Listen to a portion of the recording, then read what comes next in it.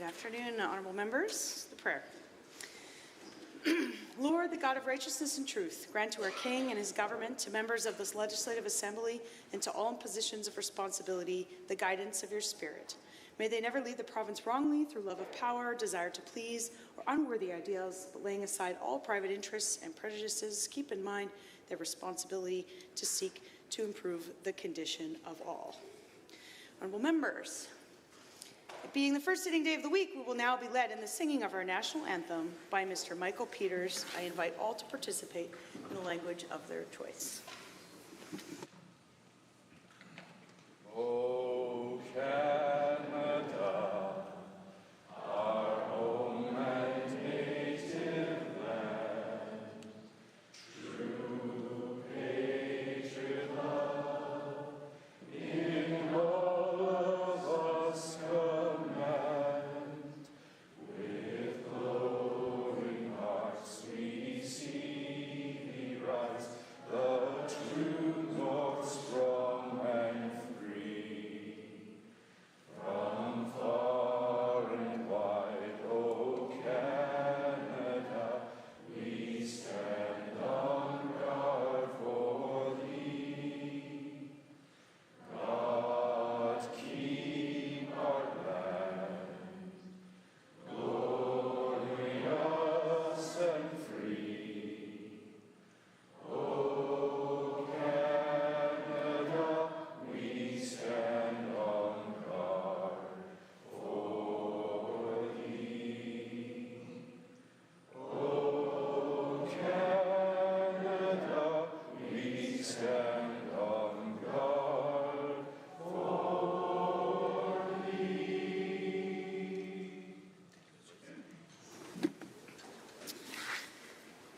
The land acknowledgement. The Legislative Assembly is grateful to be situated upon Treaty 6 territory. This land has been the traditional region of the Métis people of Alberta, the Inuit and ancestral territory of the Cree, Dene, Blackfoot, Saulteaux, Iroquois, and Nakota Six people. The recognition of our history on this land is an act of reconciliation, and we honor those who walk with us. We also acknowledge that the province of Alberta also exists with treaties number 4, number 7, number 8, and number 10 territories and the Métis Nation of Alberta. You may be seated.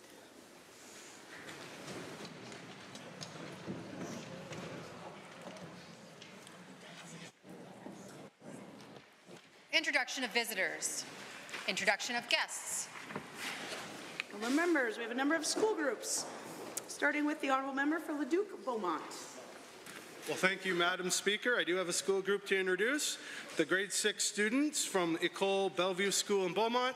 I met with them earlier. They had some great questions, and I'd like to ask them to rise and receive the warm welcome of the Assembly.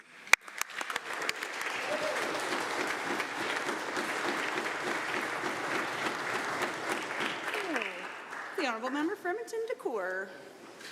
Thank you, Madam Speaker. I rise to introduce you and through you to the members of the Assembly. Grade 6 student from Florence Hallock School. It's a few blocks away from my constituency office, and I ask students and educators to rise and receive the traditional welcome of the Assembly.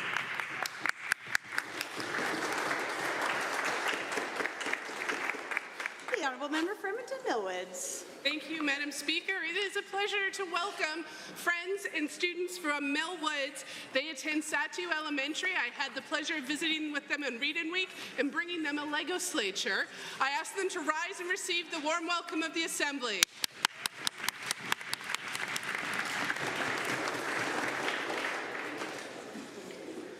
Honourable members, it's my pleasure to introduce guests who are at the Legislature today for the Public Service Orientation. They are participating in a full-day orientation program which explores the legislative, budgetary, and committee processes. This will enable each participant to apply their knowledge to their role within the public service. Thank you for joining us today. Please rise and receive the traditional warm welcome of this Assembly.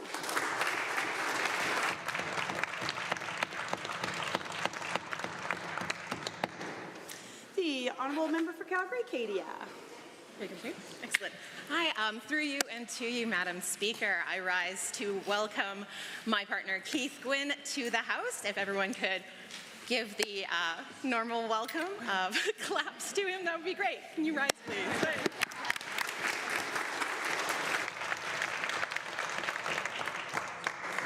Honourable Minister of Immigration and Multiculturalism.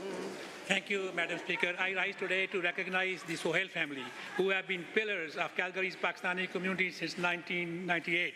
Sohail, Kashif, his wife Shazia, and their children Roshni, Alisha, and Ali have contributed immensely through media, volunteerism, and community service. As a volunteer, I've had the honor to work with Sohail and Shazia for many years. May I ask them to please rise and receive warm welcome of the Assembly. The Honourable Member for Camrose. Thank you, Madam Speaker. I'm pleased to rise and welcome back a friend of the Legislative Assembly. Dwight Dibbon has served as the Chief of Staff to 4 Cabinet Ministers before being appointed Deputy Clerk of Executive Council and Deputy Secretary in Cabinet 2010. After serving in these roles, Dwight was appointed as Alberta's 8th Public Service Commissioner. Dwight now works as the CAO for his hometown of Forestburg in the Camrose constituency. He also serves as a volunteer firefighter and a public school trustee in the Battle River School Division. Please rise and receive the traditional warm welcome of this chamber. The Honourable Member for Grand Prairie. Well, thank you, Madam Speaker. I rise to introduce to you and through you to all members of the Assembly, my friend Steve McComish and his homeschool group, joined by more than 15 young Albertans who will soon be the pillars of this province. Met with them earlier today. They had some great questions, and they come from the Edmonton area, including families from Westlock, Beaumont, and Leduc. So please rise and receive the warm welcome of the Assembly. The Honourable Minister of Indigenous Relations. Speaker, and it's my pleasure to introduce 2 amazing guests today in the gallery, Stuart Gale and John Williams of Alberta Public Affairs Corporation, who represent the Alberta Native Friendship Centres, who we had a great meeting with this morning. Please rise and receive the warm welcome in the Assembly. Are there any other introductions? Seeing none. Ministerial statements. Member statements. The Honourable Member for Grand Prairie, Wapiti. Madam Speaker, Alberta's government is freezing its tier price to help industry stay competitive, defend jobs amid economic turmoil created by U.S. tariffs and uncertainty in Ottawa regarding carbon prices, increases and interference. With U.S. tariffs disrupting supply chains, creating uncertainty for Alberta industry, it's becoming harder to operate efficiently to stay competitive. With the Liberal government in Ottawa continuing to prop up disastrous laws like Bill C-69 and increasing regulatory pressures, investor confidence is being hurt at the worst possible time. For a decade, Ottawa has blocked pipelines, cancelled energy projects, and added layer after layer of job-killing regulations. Enough is enough. We need a new approach. We are global leaders in responsible energy development and environmental stewardship, and will continue to lead the way. With or without Ottawa's help, we will continue to steward our environment, reduce emissions, all while creating prosperity, not shutting down industries, killing jobs, or sacrificing our strong economy. That's why, by freezing the price, industry will pay $95 per ton of emissions in 25 and 26, instead of it soaring to $110 next year, saving millions and keeping our province and country powered for decades. This move provides certainty, stability, and economic relief to key industries like oil and gas, electricity, petrochemical manufacturing, cement, pulp and paper, mining, forestry, and other that pay into the tier fund. By freezing the price, while the feds push up increases, we are defending the businesses that drive our economy and the jobs of tens of thousands of families rely on. Industry is at the heart of Alberta, and we will continue to keep it competitive and strong. We will not allow it to be shut down or risk falling behind during these challenging times. Thank you, Madam Speaker. The Honourable Member for Edmonton Highlands, Norwood. Each and every day, I hear from so many Albertans who are worried. Worried about their children's progress in a crowded classroom, worried about whether they'll get the hip replacement they've been scheduled for over 18 months, worried about how they'll pay rent. Healthcare, education, housing, these are all things that the provincial government is responsible for. But we're hearing very little from the UCP on the issues that so many of you are worried about. An odd approach, because after all, isn't it the job of our government to provide good education, accessible healthcare, and make sure you can afford your basic needs? And while I've never seen the UCP do enough to address these worries, lately our Premier has appeared fully out of touch with the everyday needs of Albertans, while she's spewing separatist rhetoric and introducing legislation that disenfranchises entire communities. Take Bill 54, which among other things brings back dark money into elections, makes it harder for Albertans to vote by eliminating vouching, and makes the likelihood of a referendum on Alberta's separation from Canada almost inevitable. And as the Premier fans the flames of separatism, Indigenous communities watch in real time their treaties be violated. This is not okay. But Albertans, we aren't so easily fooled. We see what she's doing. Distract, divide, deflect. We see a Premier desperate to keep her party together, no matter the cost. A Premier so mired in corruption that destructive distraction is the only card she knows how to play. I know you're worried. I know how hard it is to watch the seeds of division being sowed at a time when you're worried about affordability, access to a family doctor, your kids' education, and so much more. It's time to let the Premier know that we don't want more of her smokescreens and doublespeak. We want a government that does their job. And if they're not interested in doing it, there's a whole lot of us on this side of the House who are ready to get to work right now for Albertans. The Honourable Member for Calgary East. Thank you, Madam Speaker. Alberta's government is committed to building a green line that not only delivers a great value for taxpayers but also enhances public transit in Calgary, ensuring long-term economic benefit for our province. I'm pleased to note that the new alignment proposed by the provincial government has been approved by the Calgary City Council, aligning our efforts with the common vision for Calgary's south to north light rail transit line. This extended route will take the Green Line further south to Shepherd, increasing ridership potential and maintaining strong connections to Calgary's existing transit network. The new alignment is expected to result in 60% more daily riders, with an anticipated 51,200 people using the line each day. Additionally, the alignment will span 17.2 kilometers, 76% longer than the 9.8 kilometers previously approved by the City Council, and include 12 stations instead of 7. Alberta's $1.53 billion commitment to the Green Line remains steadfast and reflects our dedication to responsible infrastructure investment. This investment will improve accessibility, increase transit capacity, and provide long-term benefits to Albertans. By integrating with Calgary's red and blue lines, the Green Line will better serve commuters, connect with the new event centre, and support Calgary's ongoing economic growth. With this strategic and forward-thinking plan, we have a real opportunity to create a Green Line that will serve Calgarians for generations to come, contributing to the city's long-term success and sustainability. Thank you, Madam Speaker. The Honourable Member for Calgary Beddington. Thank you, Madam Speaker. Education in Alberta under this UCP government is not working. This past winter, education support workers went on strike to fight for improved working conditions and fairer wages. Last week, more than 60% of teachers voted to reject the UCP's offer. They did this not only because the wage increase didn't go far enough, but to push for safer standards and to address concerns of classroom complexity.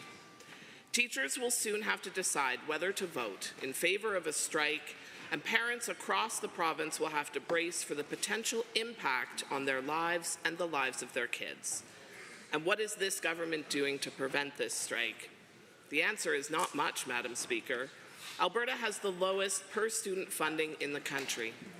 Classroom sizes continue to grow with the influx of people coming here. Thousands of students remain unfunded, and the UCP stopped reporting class sizes. Unlike Ontario, BC, Quebec, and soon Saskatchewan, Alberta does not account for classroom size or complexity when it comes to teacher compensation.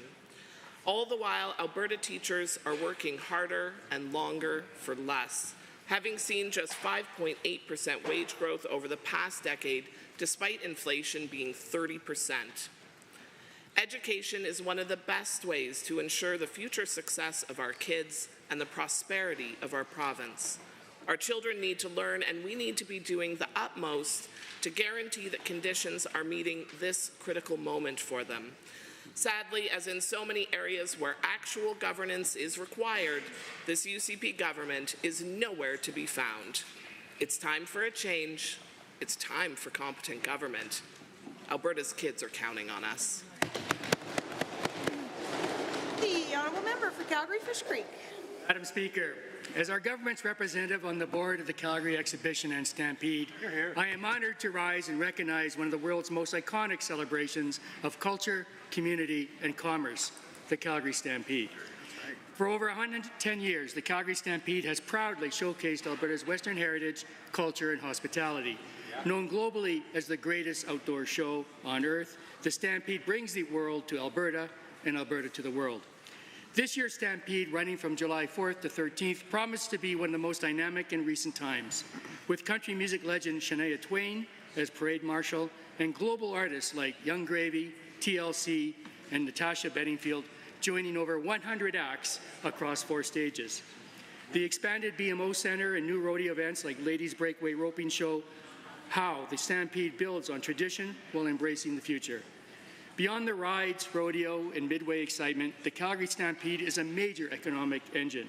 Last year, it drew over 1.47 million visitors and fuels tourism, hospitality, and retail sectors across Calgary and Alberta.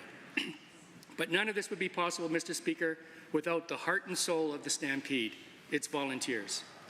2 weeks ago, we celebrated the National Volunteer Week, and as a board member, I see firsthand the dedication of the more than 3,000 volunteers across 35 committees and partners who make this event possible. Their commitment ensures that the Stampede continues to reflect the best of Alberta and delivers a world-class celebration year after year. As we look forward to another unforgettable Stampede, I encourage all Albertans to take part in this world-class celebration of our culture, heritage, and community spirit. Whether you're cheering at the rodeo, enjoying a ride, attending a concert, or volunteering, there's something for everyone. You all make Alberta stronger, more vibrant, and truly the greatest place to live, work, and raise a family. The honourable member for Calgary Northeast.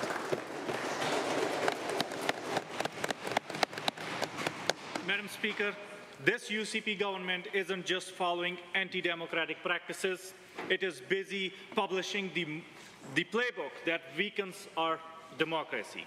Bill 50, 51, and 54 is the package of the most anti-democratic legislative agenda in Alberta's history. They're making it harder for anyone who might not vote Conservative to even cast a ballot. They are bringing back corporate donations and opening the door to unlimited dark money flowing into our elections. These bills will tilt the playing field permanently in favor of the UCP. This week, Alberta's Chief Electoral Officer confirmed what many of us have been warning. He raised serious red flags about Bill 54. It will reduce transparency and erode public trust. Madam Speaker, this government isn't strengthening democracy, it's dismantling it. And all of it is paving the way for secessionist referendums designed to divide this province and distract from mounting scandals. We believe in democracy. We believe in voting rights for every Albertan, and we believe in fair elections that encourage democratic participation and not hinder it. So while the Premier panders to separatists, reopens the wall to corporate donors, and strips away the independent oversight, we will keep fighting for a democracy that works for every Albertan across the province. Not because it will benefit our party over the another, but because it's the right thing to do.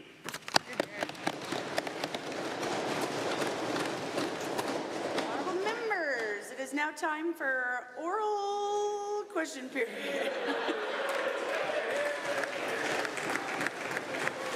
The leader, opposition has question 1. Madam Speaker, the Minister of Justice is a longtime friend and relative of Sam Raish, who just so happens to be involved in contract after bloated contract from this government. The scandal about these contracts has consumed the government all spring. They've had to hand off files to the Auditor General, the RCMP, and even stand up a pretend version of a public inquiry. None of that happens without the Minister of Justice being involved. So why didn't the Premier require the Minister to recuse himself when these issues came before Cabinet? Hear, hear. The Honourable the Premier. Mr. Speaker, it would appear the member from Edmonton Northwest and the former member from Edmonton Strathcona are long-time friends of the person in question, and that friendship started when they were in government and continued when they were in opposition. I think, Madam Speaker, this is the reason why we need to make sure that we're not slandering the good name of people and that we do a proper investigation and find out whether there has been any wrongdoing. Because some individuals have very long relationships with Alberta Health Services, and we need to make sure that those relationships were all appropriate. That's the reason why we've got a couple of investigations going on, Madam Speaker. The Honourable Leader of the Official Opposition. Madam Speaker, the question is about only one individual who is the sitting Minister of Justice in charge of all of these investigations. The Premier claims there's no conflict, but Sam Raish is longtime friend and relative to the Justice Minister, and the appearance of even a potential conflict of interest should be enough cause for the Minister of Justice to fully recuse himself, especially when this person, this friend and relative, is at the heart of the scandals. Why has the Premier allowed the Minister of Justice to continue in his role defending this government from scandals that involve his own contacts? The Honourable the Premier. Mentioned, he appears to be a longtime friend of the MLA from Edmonton Northwest, and that's not sufficient to be casting aspersions against somebody's character. The member opposite is wrong. The Justice Minister has nothing to do with overseeing these investigations. The Judge Wyant is being overseen by the Deputy Minister of Jobs Economy. The Auditor General has their own independent legislation, and they are also coordinating directly with the Deputy Minister in Health, as well as Council at AHS. This minister has nothing to do with it, Madam Speaker. The Honourable Leader of the Official Opposition. But this government has everything to do with it because they have given contract after contract to this individual. The Premier claimed last week she didn't know that her minister was a relative of Sam Raish. He hadn't bothered telling her. If that's true, that's a very shocking thing for the minister to have withheld from the Premier while she asked his department to set up multiple investigations into the company known by friends and insiders. Given the minister's decision to withhold that extremely relevant connection for so long, will the Premier now remove the minister and call a public inquiry? The Honourable Premier. No, Madam Speaker. I think the member needs to go back and reread what the Conflict of Interest Act says. If there is a conflict of interest that a member is involved in, they have to recuse themselves from decision-making. The minister in question was never involved in any of this decision-making. All of the decision-making was done through Alberta Health Services, who established the RFP, put it out to bid, and awarded the contract and then negotiated the terms of it. This is all internal to Alberta Health Services. The Justice Minister had nothing to do with it, Madam Speaker. The Honourable Leader of the Official Opposition. Madam Speaker, we now know that Bill 54 is not about battles that Alberta has with Ottawa. It's not about giving people a say in a referendum. The only reason the Premier introduced Bill 54 is to hold on to her party leadership. She knows that when divided, Conservatives always come for their leader. But the government policy should not be about party politics or the Premier's own desire to stay in charge. The Premier has admitted she introduced Bill 54 and opened a slippery slope to separatism for her own political agenda. Will she apologize to Albertans? The Honourable Premier. Thank you, Mr. Speaker. I think it's the members opposite who are actually worried about their party falling apart, because half of them want to be members of the federal party when they join, and half of them don't want to be members of the federal party when they join. I don't know if they're Mark Carney Liberals or if they're going to be whoever the new leader is of the NDP party, NDP, but that's something that they've got to sort out, Madam Speaker. We have always felt that having single issues go to a vote of the general public through direct democracy is just a great way to be making decisions, so that you don't have to have a single single issue take over all of the debate, Madam Speaker. That's why we're doing it. The Honourable Leader of the Official Opposition. Well, Albertans don't know if the Premier is a separatist. That's right. This is a problem. The Premier is acting because a new party with deep pockets has already sprung up. Probably a bit of a flashback for her, given she took over the Wild Rose Party that split from the PCs. It's no surprise that for years of not getting things done, Conservative forces are once again splintering. But the vast majority of Albertans support a strong, united Canada, and this country is more important to them than whether the Premier keeps her job. So when so many issues in Alberta deserve a Premier's attention, why is the Premier planning to waste her summer courting separatists? We on this side are waiting to see whether or not the party opposite rebrands officially to be the Alberta Liberals, or if they try to pretend that they're still New Democrats. I guess we'll watch that play out over the summer. But on the question of policy, Madam Speaker, I've made my policy very clear. I'm going to be working with the new Prime Minister. We'll be establishing a special negotiating team to represent our province with the federal government in upcoming following reforms. We want to make sure we've got guaranteed corridor access. We want to end federal interference in our energy policy. We want to stop them from imposing import taxes, and we want to end the bad practice of equalization. The Honourable Leader of the Official Opposition. The UCP government is under RCMP investigation into corruption. 1 million Albertans can't find a family doctor. 3 major public sector unions are on the verge of strike. The price of oil is way below budget 2025 forecasts. Trump tariffs have already cost Alberta billions in investments. There is a measles crisis. There are wildfires destroying our Ukrainian heritage sites. So why, when the Premier's attention should be focused on so many things that matter to Albertans, is she so fixated on a process that could tear apart our country? The Honourable the Premier. Thank you, Madam Speaker, because we on this side have competent ministers who are managing the files, and they are able to make good decisions on each one of those.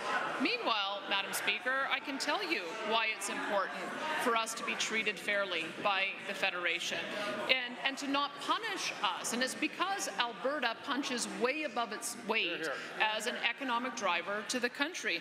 Over the past 25 years, Alberta has contributed over $450 billion more in federal taxes than the province has received back in transfers and services. Alberta is also the largest consumer of products from the rest of the country, Madam Speaker. The Honourable Leader of the Official Opposition.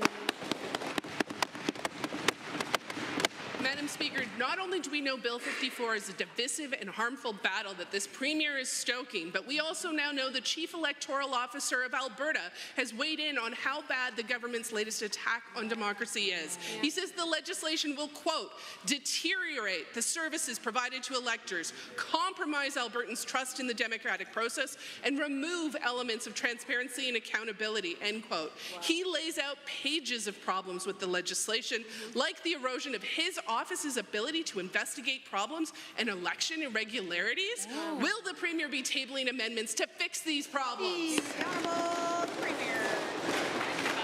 Well, some things we disagree with the Chief Electoral Officer. For instance, we believe people should be able to have ID when they go and vote to prove who they are, so we've ended the practice of vouching. We've also ended the Vote Anywhere machines, Madam Speaker, and the Vote Anywhere practice because, quite frankly, it takes weeks and weeks to determine the result of an election, and we don't think that that's good for democracy either. But I do recognize their concern about investigation timelines, so I will be speaking with my Minister of Justice to see if there's any amendment that is needed. The Honourable Leader of the Official Opposition. Madam Speaker, no government should disagree with transparency, accountability, and the ability to investigate. The Premier is undermining the very freedoms Albertans have to vote. The legislation attacks the ability for Albertans to vote while moving around their own province for work or education or otherwise. Albertans in work camps won't be able to vote. Students studying away from home won't be able to vote either. Why does the Premier support such undemocratic legislation that restricts Albertans' ability to exercise their right to vote? The Honourable the Premier. Well, Madam Madam Speaker, that is not the case. We are going to continue with the practice of having advanced ballots in the riding, and of course they can vote on election day in the riding, but we're also expanding the use of special ballots so that anybody can order them for any reason. There'll be a longer time frame so they can receive them, and we want to make sure that every person who wishes to vote in the upcoming election has the ability to do so. The Honourable Leader of the Official Opposition.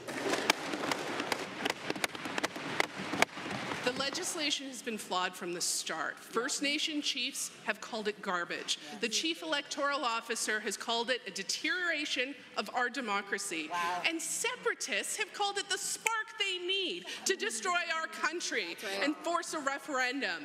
Madam Speaker, no one wants Bill 54 unless they want it for the wrong reason. No one but extremists thinks this is good legislation. Will the Premier do the right thing and kill Bill 54? The Honourable Premier.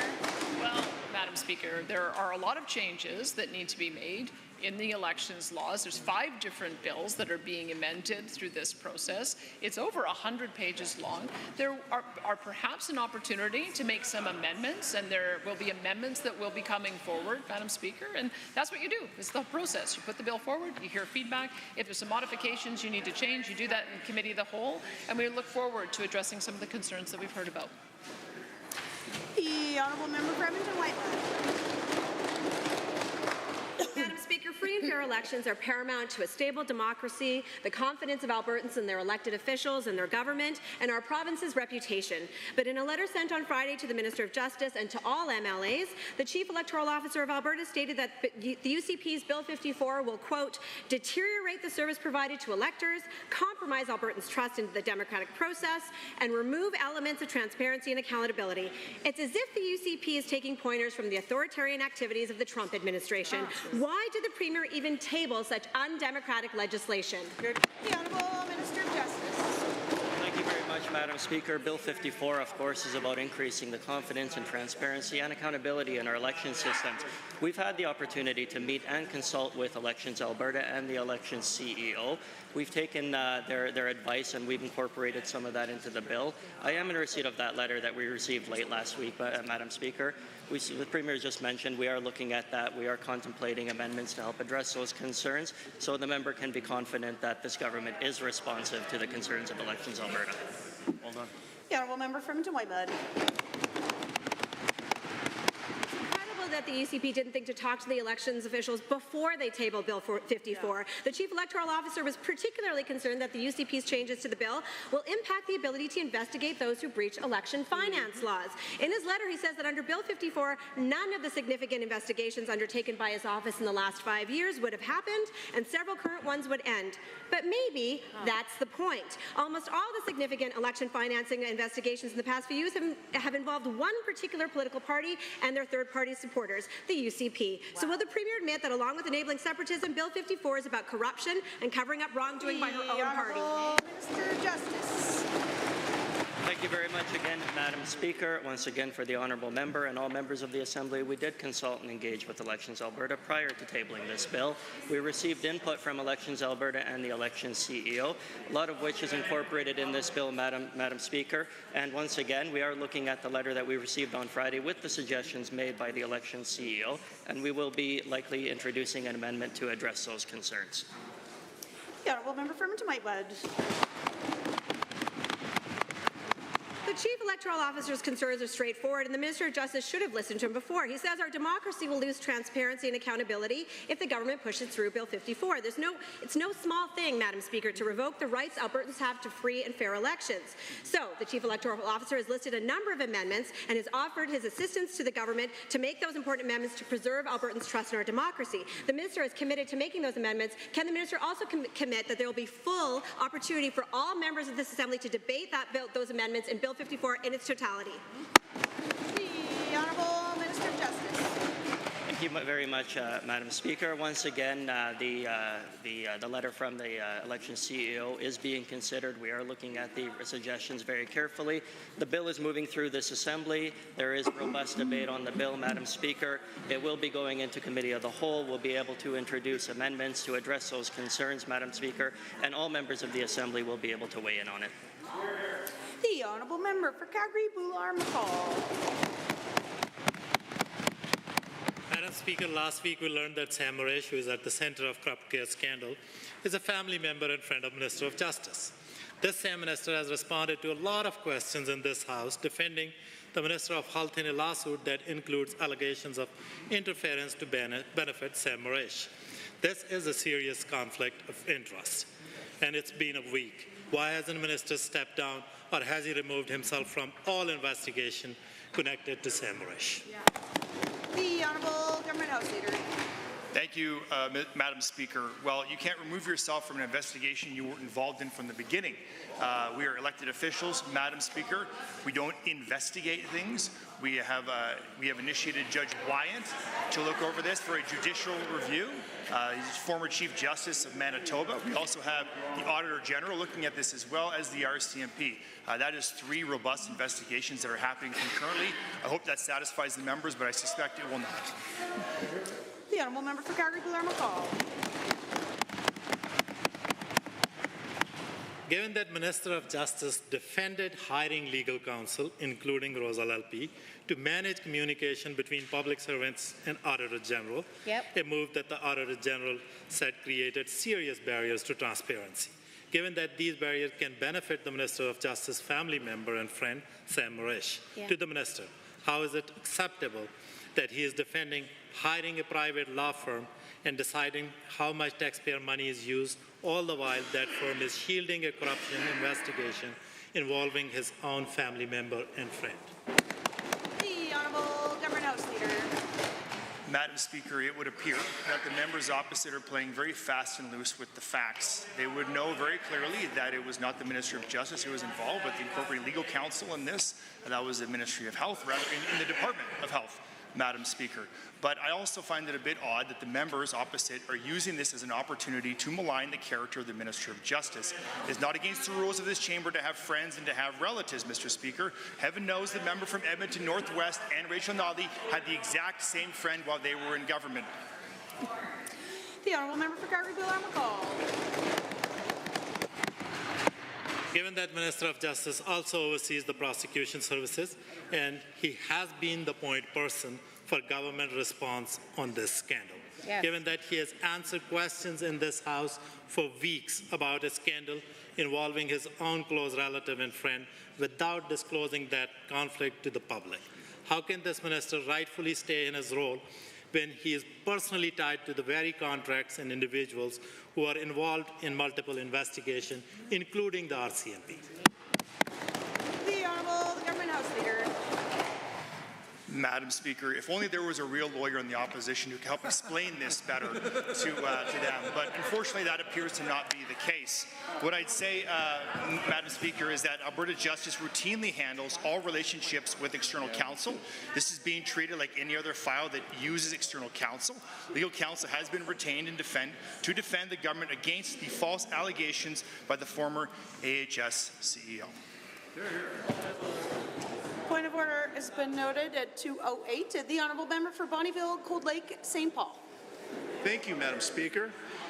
Alberta industries are now being challenged by the threat of U.S. tariffs, which are causing trade uncertainty. And after more than a decade of eco-radical approach coming out of Ottawa, adding additional costs and punitive threat regulations, all in the effort to shut down our major industries. But this morning, our government announced bold steps to defend our industries and its workers. To the Minister of Environment, what did our government just announce to ensure that industries remain competitive and protected during these challenging times? The Honourable Minister of Environment and Protected Areas. Thank you very much, Madam Speaker. We have seen 10 years of activist-driven anti-energy and anti-business ideological policy from this federal Liberal and NDP government. It has crushed productivity and competitiveness, and it has put at risk our province and our country, even greater risk from tariff threats that we are seeing south of the border. We can't risk falling behind right now. We can't put jobs in our economy at risk, Madam Speaker. That's why, effective immediately, we are freezing the industrial carbon price. The Honourable Member for Bonnyville, Cold Lake, St. Paul. Thank you, Madam Speaker. Given Alberta is freezing the tier price at $95 per tonne, all while the current federal pricing schedule is expected to almost double by 2030, and further given Albertans voted overwhelmingly in the last federal election for a government to lower taxes and support our energy development, to the Minister of Environment, what can the new Mark Carney-led government in Ottawa do to learn from this week's announcement and follow Alberta's lead? Good question. The Honourable Minister of Environment and Protected Areas. Thank you very much, Madam Speaker, and I want to thank the member for the question. We have heard two stories in two different areas of the country in two different official languages about the approach that this Prime Minister is going to take. However, Madam Speaker, if the new Prime Minister wants to show his commitment to protecting the Canadian economy and jobs not only here in Alberta but across the country, protect energy security by taking a common sense approach, then they will, Madam Speaker, stop interfering in provincial jurisdiction, stop freezing out investment, and allow the provinces to go back to regulating our own industries. The Liberals need to start listening to the common sense of Canadians. The Honourable Member for Bonnyville, Cold Lake, St. Paul. Thank you, Madam Speaker, and to the Minister. Given that Alberta has long been a leader across the country in reducing emissions and stewarding our environment, and given that Ottawa has missed every single climate target they've ever set, increasing carbon taxes both on consumers and industry hasn't worked, and further given that new government has planned to continue this environmental activism of the previous government, to the Minister, can you please share how we are continuing to lead the way in environmental stewardship while defending the economy and our major industries? The Honourable Minister. Madam Speaker, we are leaders in energy production and environmental stewardship, and we will always stand up for the best interests of Albertans. Other nations are looking to us to meet their needs for safe, affordable, reliable energy and, of course, energy security, as well as meeting their environmental goals. They see us as the answer to displacing less environmentally responsible produced energy elsewhere, Madam Speaker, we are doing this by working with industry, not against them, to reduce emissions and do the right thing for the environment while doubling production to meet global rising demand. Hear, hear. The Honourable Member for Edmonton-Glenora.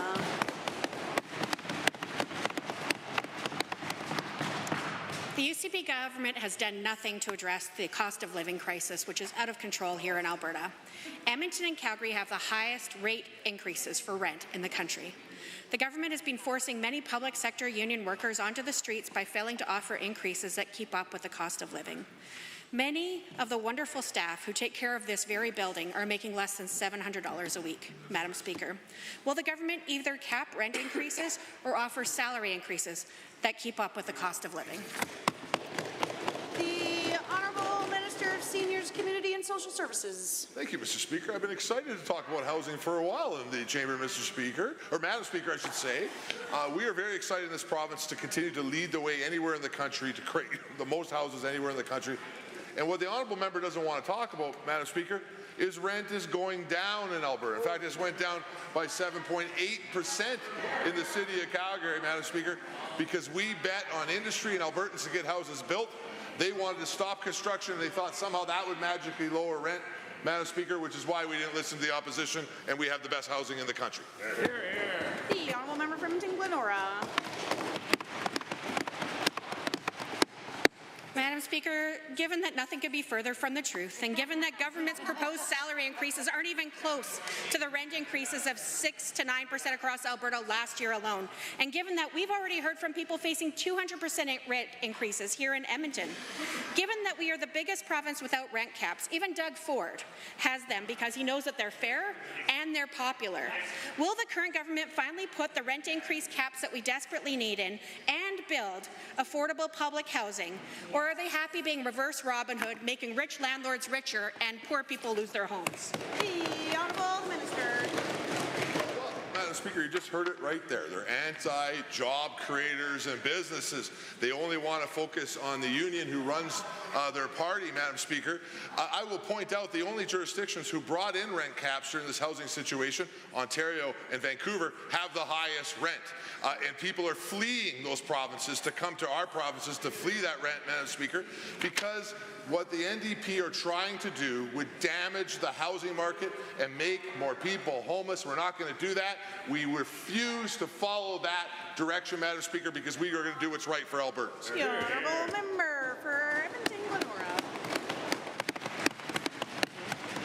that education support staff throughout the province were on the streets on strike, some for many months, and given that 60% of teachers rejected the UCP's offer and now are also considering a strike, given that the government has jacked up education property taxes, and let's be clear, those funds are not directed to education, they go into general revenue for the UCP's budget, but it doesn't do anything other than make people mad at municipalities for it being on their municipal tax statement and their local school boards when they're not actually getting that money. Why hasn't the provincial government been forthright with voters, and why are they so focused on making the rich richer and making everyone else pay for it? The Honourable the Minister. Madam Speaker, well, that's trying to sneak in an extra question, but I'm very, very excited to continue to discuss what's taking place with housing. Province-wide, housing starts are up by 32%, in Edmonton up by 39%, in Calgary up by 24%, in Lethbridge up by 194%. Madam Speaker, that's because we bet on Albertans. The NDP don't like Albertans. They always want to bet against them, to attack our very way of life inside this province, and they want to bring in things like damaging rent control, with economists have compared to bombing our cities. The United Conservative Party doesn't want to bomb our cities. We want to build our cities, unlike the NDP. The Honourable Member for Calgary-Buffalo. Last Monday, the President of the United States announced on social media a devastating 100% tariff on international film and television. The Premiers of BC and Ontario responded immediately to say that they'll stand up for film and television workers against threats from the U.S. President. The Alberta Premier, on the other hand, well, crickets. All the while spending thousands and thousands of taxpayers' dollars traveling to the U.S. on a so-called trade mission, only came back with a selfie. Why hasn't the Minister or the Premier done anything to protect film and television workers in Alberta against Trump's tariffs? Good. Minister of Arts, Culture and the Status of Women. Thank you, Madam Speaker. Alberta's film and television industry is booming and continues to boom. Filmmakers from the United States and really all over the world continue to come here for our world-class, skilled talent and filmmakers, breathtaking scenery, amazing tax credits that are offered by both my colleague in Jobs, Economy and Trade and the tax credits in my ministry as well. I've been to LA last year. I heard firsthand from producers and executives, and I didn't go this year, as the members opposite are chirping, due to the fires. The Honourable Member for Calgary-Buffalo. Given that Trump's tariffs are an economic gut punch to Alberta's screen industry, and given that under a 100% tariff, a $10 million production would face an additional $10 million in tariffs, making distribution impossible. And given that this minister has offered no plan, no strategy, even though she knows this will crush the industry here, does the minister still believe that the Premier's negotiations on tariffs were a big win for our province's film and television industry, or will she admit Alberta got played once again? The Honourable Minister of Jobs, Economy and Trade. Thank you, Madam Speaker. Over the last few years, our world-class film and television tax credit has supported over 200 productions, films and television series in Alberta. This has created over 14,000 jobs. It's resulted in $1.5 billion being spent in our economy. The members opposite are trying to sow fear. They're trying to scare an industry. And if they aren't, can they please tell me what the changes are? What are the tariffs that have been introduced by the U.S. on film? The Honourable Member for Calgary-Buffalo. Given that these Trump tariffs could apply to TV shows like The Last of Us, which generated $141 million for the Alberta economy, and given that workers need the UCP to step up and make a plan so that film studios and television and film workers in Alberta will continue to make their living in this field despite the devastating tariffs that could be coming, and given that other provinces have acknowledged this threat and are doing something about it, can the minister outline her plan to protect Alberta's film and television industry, or doesn't she have one? The Honourable Minister of Jobs, Economy and Trade. So, Madam Speaker, again, I didn't hear any impact that the member opposite is suggesting that we address. Of course, we've heard rhetoric from the U.S. administration on potential tariffs. We've seen those not come on, come off, be delayed. Maybe that's how the members opposite would govern. Maybe that's why they were the only single-term government in Alberta's history. We are going to deal with what comes in front of us. We're going to support our industry as we are with $235 million in film and television tax credit over the next 3 years. We've added additional genres. We have a unique all-spend tax credit here that is considered top in North America. Hear, hear. The Honourable Member for Grand Prairie Wapiti. Thank you, Madam Speaker. This fall, Albertans will head to the polls for municipal elections. Albertans deserve strong, collaborative municipal governments. The Minister of Municipal Affairs has tabled the Municipal Affairs Statutes Amendment Act to deliver this to Albertans. This legislation will help build stronger and more resilient communities across our province.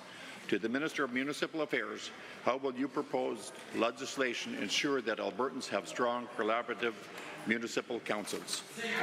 The Honourable Minister of Municipal Affairs. Thank you, Madam Speaker. Most councils are able to work together just fine. That said, in recent years, we have seen some cases of codes of conduct being weaponized against other council members. This can cause significant dysfunction amongst council members and distract them from doing their job. Our proposed legislation will put an end to weaponization of these codes of conduct and create a standardized approach in cooperation with the municipalities themselves that will ensure council members can focus on building stronger communities and be more resilient. We'll also be working with municipalities to shape new guidelines for the conduct and explore what the Office of Municipal Ethics Commissioner would look like. And again, we will do that with municipalities. The Honourable Member for Grande Prairie Wapiti. Thank you, Madam Speaker. Given that some municipal councils have seen their codes of conduct work for them, and given that some of them have seen it cause disruption and disharmony, and further given that you are planning on implementing a standardized code of conduct for municipal councils, to the same minister, how would a standardization code of conduct create harmony for municipal councils across Alberta? Good question. The Honourable Minister of Municipal Affairs. Well, Mr. Speaker, the Honourable Member is right by saying that in some cases the codes of conduct are working well. And to be clear, we would have preferred to leave them in place during this time. But the lawyers that we deal with advised us that if even one council creates a legal, goes to court, then we have to wait with the legislation. We know that because we just waited about 2 years to put ICF legislation in place, which is also part of that bill. So, Mr. Speaker, we're going to do our best to work with municipalities. We're going to work with them to develop with them new codes of conduct and a new plan for a municipal provincial ethics commissioner. And Madam Speaker, we believe that if we work with them, we'll get that done. The Honourable Member for Grande Prairie Wapiti. Thank you, Madam Speaker, and to the Minister for his answer.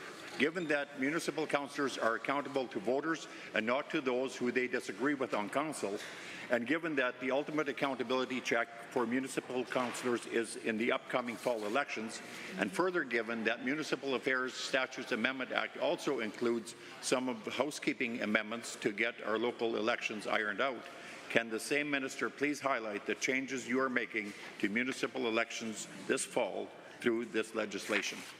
The Honourable Minister of Municipal Affairs. Thank you, Madam Speaker. Our proposed legislation builds on the positive changes we made in the spring last year. We're so many good things to talk about. We're refining the legislation to allow voter electoral assistance terminals for those with sight disabilities, which print a paper ballot to ensure that Albertans living with sight disabilities are entitled to the same privacy and independence as the rest of us when they cast their ballots. We're ensuring the residents displaced by last year's wildfire in Jasper can take part in the democratic process by allowing them to vote and run for office if they intend to return to the community. The Honourable Member for Edmonton Southwest.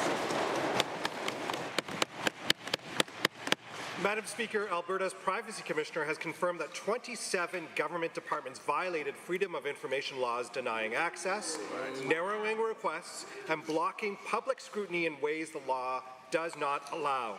This isn't just administrative failure, it's a direct attack on the public's right to hold their government accountable.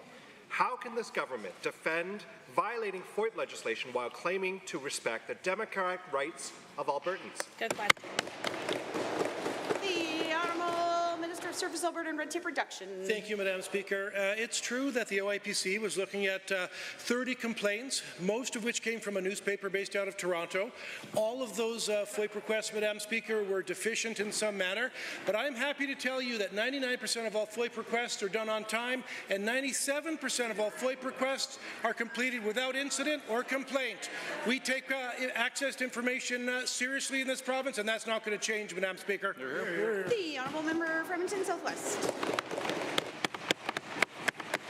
Given that the Privacy Commissioner found serious and repeated violations of FOIP law by this government, and given that instead of fixing those violations, the UCP is now repealing FOIP and replacing it with a much weaker Access to Information Act with one that creates new exemptions to hide records involving cabinet ministers and the Premier. How can Albertans have any confidence in this government when instead of fixing its clear violations of the FOIP Act, he's changing the law to make it easier to hide information from Albertans? The Honourable Minister of Service, Alberta Red Tape Reduction. Madam Speaker, here's what's really happening. We operate at a high level in this province when it comes to transparency and openness, and that's why our FOIP requests are 99% on time and 97% without incident or complaint. And Madam Speaker, as you're aware, we brought forward some amendments in the fall of last year. We're currently working on those regulations as we speak. We will consider the feedback and the recommendations from the OIPC as we always do. The Honourable Member for Edmonton Southwest. Given that this government is using Bill 46 to introduce Henry VIII clauses, creating the power to rewrite access to information laws by cabinet decree behind closed doors, and given that it is clear this government is failing to meet even the basic standards of transparency legislation, and given the government's ongoing refusal to call a public inquiry into the corrupt care scandal, despite mounting evidence of potential political interference, how can Albertans trust this government to rewrite rules in secret when it's already knee-deep in scandal and is still determined to block transparency? The Honourable the Minister. Already 99% of all FOIP requests are done on time and 97% are done without complaint or incident. But Madam Speaker, it is laughable coming from across the aisle because when they were in government, the OIPC criticized them, Madam Speaker, for interfering with the FOIP process. They actually demand that their officials turn over the names of people and organizations putting in FOIP requests. Madam Speaker, we don't do that in Western democracies. I'm not sure why they tried. The Honourable Member for Grand Prairie. Thank you, Madam Speaker. Alberta is home of some of the most extensive and sophisticated natural gas infrastructure in North America.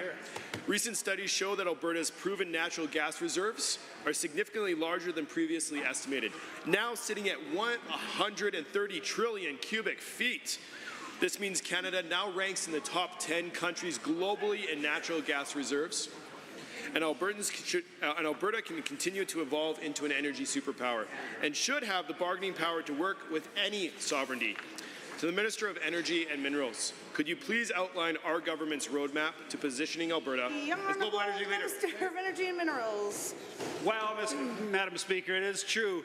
We are the answer to the world's energy needs. We have the 4th largest reserve of oil in the world, the 9th largest reserve of natural gas in the world. We have world-class programs like APIP and ASIP that sees dollars coming in right from around the world. We are the forefront of hydrogen development, a sector worth trillions of dollars globally. We are leading in extracting lithium from brine and working on getting titanium out of tailings ponds, Madam Speaker. We're doing so much. We are truly the answer to the world's energy needs. Alberta is the answer, and we're going to do everything we can to answer what they need. The Honourable Member for Grand Prairie. Thank you, Madam Speaker. Given Alberta's vast natural gas reserves and world-class infrastructure, and given that many of our global allies are urgently seeking reliable, secure, and ethically sourced energy, and further given Alberta is well-positioned to be a preferred international energy supplier, if not for the ongoing struggle to access energy markets, to the Minister of Energy and Minerals, what are the actions our government is taking to strengthen Alberta's energy diplomacy and expand market access to meet global energy demands? The Honourable Minister of Energy and Minerals. It's true, Madam Speaker, the world has changed, and right now we're talking to countries like Korea, Japan, and even other Asian nations that want our energy, Madam Speaker, and want it now.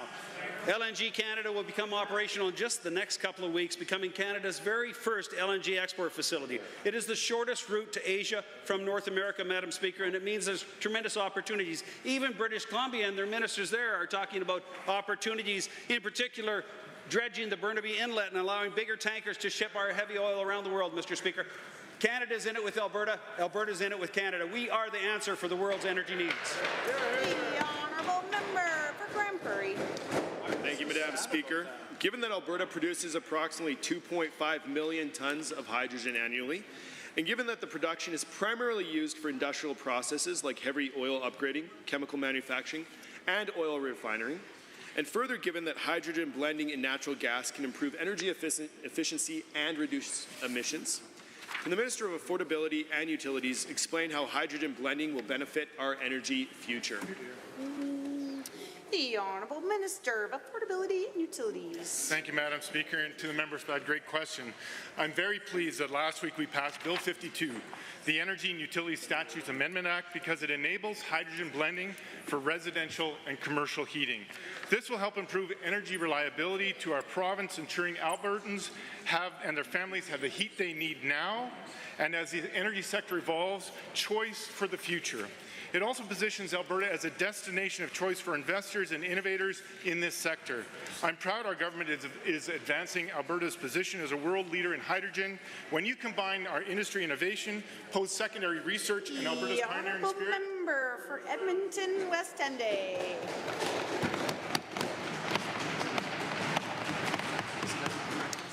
Madam Speaker, the Medicine Chest Clause was a specific and negotiated covenant entered into between the Crown and First Nations under treaty. This clause transformed healthcare delivery for First Nations across the country.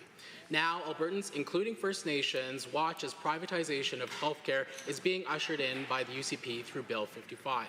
Does the Minister of Health know the Medicine Chest Covenant came into effect, and has she considered it before drafting Bill 55?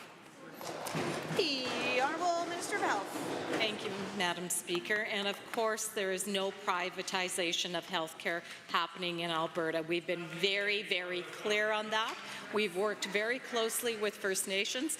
In fact, the member opposite should know that we had the Modernizing Alberta's Primary Care System engagement sessions. We had specific ones just for the Indigenous community, and we had a panel that made recommendations. We're actually working on those recommendations, Madam Speaker. We have patient navigators, we have an innovation fund. We're continuing to provide services in conjunction with our First Nations. The Honourable Member for Edmonton West Henday. Given that Treaty 6 includes the Medicine Chest Clause, which permits First Nation peoples to access healthcare how and when they want, and further given that healthcare is a right in this country for all people, especially a system that is publicly delivered and publicly funded, how does this government think it will be able to deliver the Medicine Chest right to healthcare under Bill 55 and the privatization efforts by the UCP of our healthcare system? The Honourable Minister of Health. Thank you, Madam Speaker. Again, the members opposite and the NDP continue to put misinformation out there. We are not privatizing healthcare. In fact, we are making sure that there is a strong, publicly funded healthcare system available to all Albertans. Madam Speaker, in fact, more than $25 million in new and additional resources are being invested directly to First Nations, Métis, and Inuit communities over the next 2 years to improve access to culturally safe primary healthcare programs. Madam Speaker, we're going to continue to work with First Nations to make sure that they have the health care they need. The Honourable Member for Edmonton West Henday.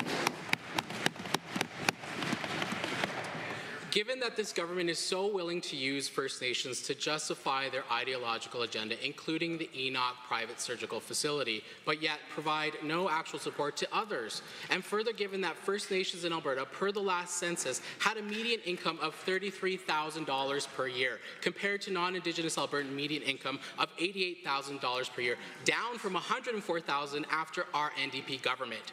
What does the Minister of Health have to say to low-income Albertans, including First Nations and disabled folks, that will be hurt through the privatization of healthcare under Bill 55? The Honourable Minister of Mental Health and Addiction. Thank you, Mr. Speaker. And this government's not taking advantage of First Nations for political purposes. Members opposite, unfortunately, are. We have support from Treaty 6, including the former and current Grand Chief, when it comes to facilities like the recovery community. $30 million on reserve, owned and operated by the Indigenous community, something members opposite would never have dreamed of doing. On top of that, we're stepping into, happily, what is a federal responsibility on reserve. We will do this because of Jordan's principle. We will do this because we care, because lives are being lost. I would like to see the federal government and members opposite step up to support recovery and Indigenous health care supported by this government. The Honourable Member for Calgary-Klein. Speaker, this government has no regard for democracy or confederation and has shown us time and time again that it does not respect treaties with First Nations. While it's not hard to find evidence of this, Bill 54 is the latest attack. The Premier seems to have forgotten that Treaties 6, 7 and 8 were signed with the Crown well before Alberta existed and that the province and everyone who lives here is a signatory. Can this Premier unequivocally denounce separatism and admit that any citizen-led initiative that promotes separation is an affront to the treaties? Yeah. The Honourable Minister of Indigenous Relations. Madam Speaker, I think we've made it clear that we are entirely committed to protecting and upholding the honour of the treaties. This government, we've been consistently advocating for a strong Alberta in the United Canada. I don't know if they're having problems hearing or just listening. A strong Alberta in the United Canada. That's our message. The Honourable Member for Calgary-Klein. Given that the Treaty 7 chiefs from Bearspaw, Chiniki and Tsuut'ina have expressed their opposition to Bill 54 and said, quote, under our treaties, vast areas of Alberta are held in trust by the Crown for the benefit of Treaty First Nations, not as property of the provincial government. And given that Saddle Lake Cree Nation has said Bill 54 is, quote, an act of hostility against our peoples, and given that this government has made more nice sounds than progress on reconciliation, will the Premier finally walk the talk on respect for treaty and scrap Bill 54? Yep. The Honourable Minister of Indigenous Relations. Well, thank you, Madam Speaker.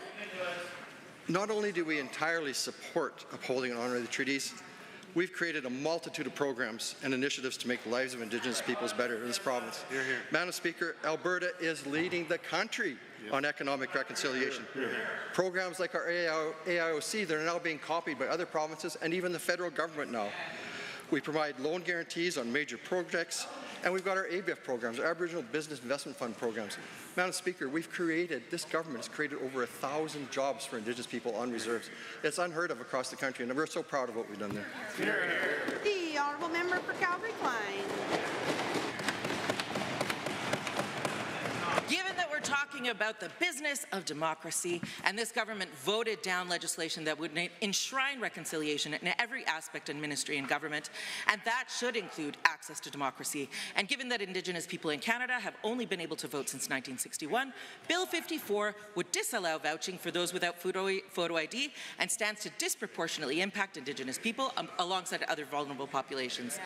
Can this government admit that Bill 54 is about this government choosing its voters and will actively suppress Indigenous voters in rural areas and cities? Yeah. The Honourable Minister of Municipal Affairs.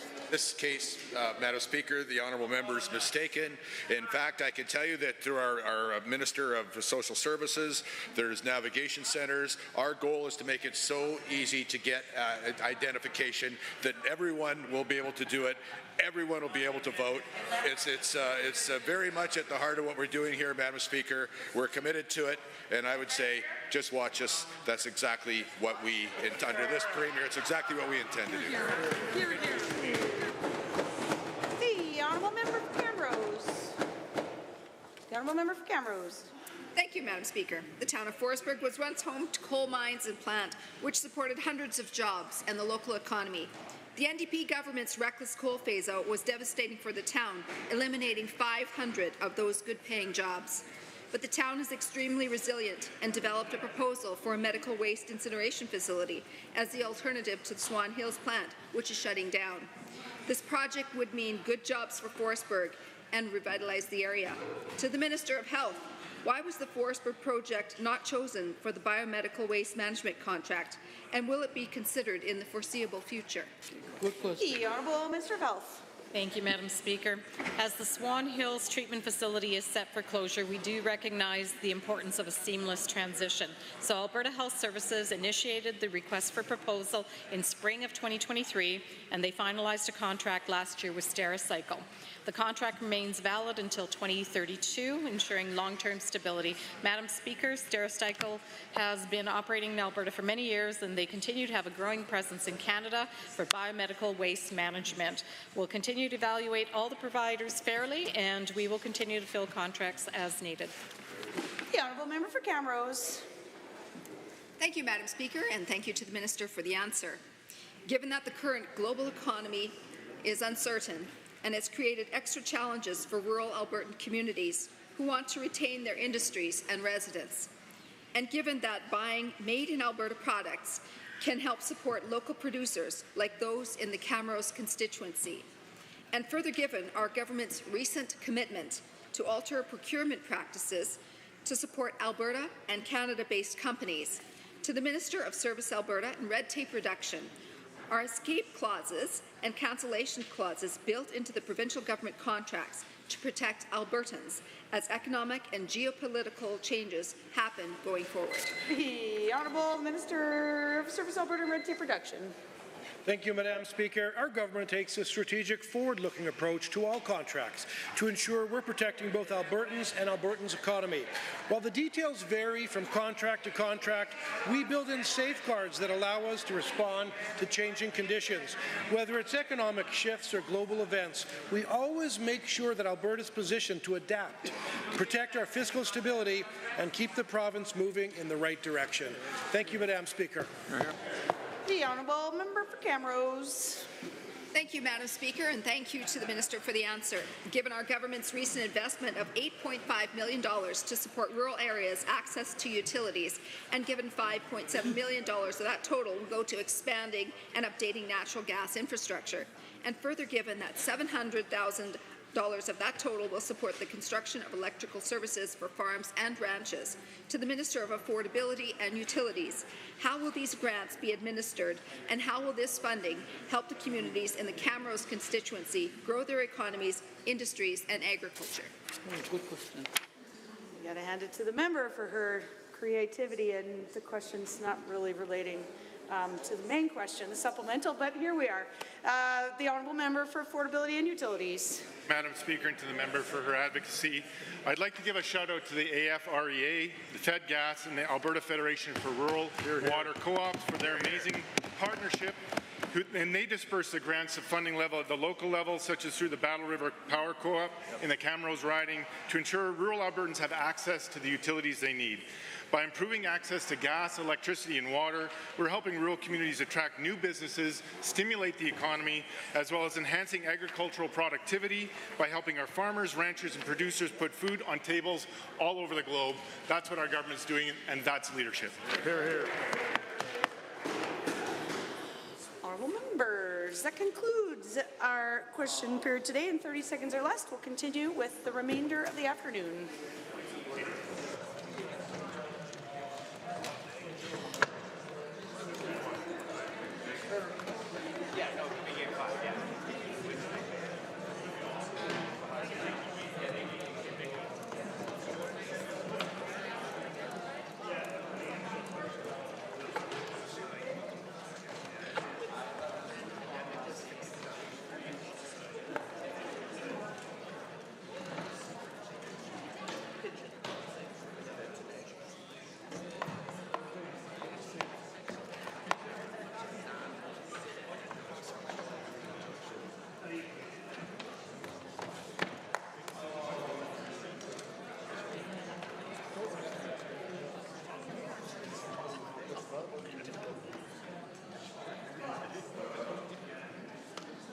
Presenting reports by standing and special committees, presenting petitions, notices of motions. The Honourable Government House Leader. Thank you, Madam Speaker. I rise to give oral notice of Government Motion 69, sponsored by myself, which reads as follows. Be resolved that when further consideration of Bill 46, Information and Privacy Statutes Amendment Act 2025 is resumed, not more than 1 hour shall be allotted to any further consideration of the bill in third reading, at which time every question necessary for the disposal of the bill at this stage shall be put forthwith. I also wish to give oral notice of Government Motion 70, sponsored by myself, which reads as follows. Be it resolved that when further consideration of Bill 47, Automobile Insurance Act, is resumed, not more than 1 hour shall be allotted to any further consideration of the bill in third reading, at which time every question necessary for the disposal of the bill at this stage shall be put forthwith. Additionally, I wish to give oral notice of Government Motion 71, sponsored by myself, which reads as follows. Be it resolved that when further consideration of Bill 54, Elections Statutes Amendment Act 2025 is resumed, not more than 1 hour shall be allotted to any further consideration of the bill in Committee of the Whole, at which time every question necessary for the disposal of the bill at this stage shall be put forthwith. And finally, I wish to give oral notice of Government Motion 72, sponsored by myself, which reads as follows.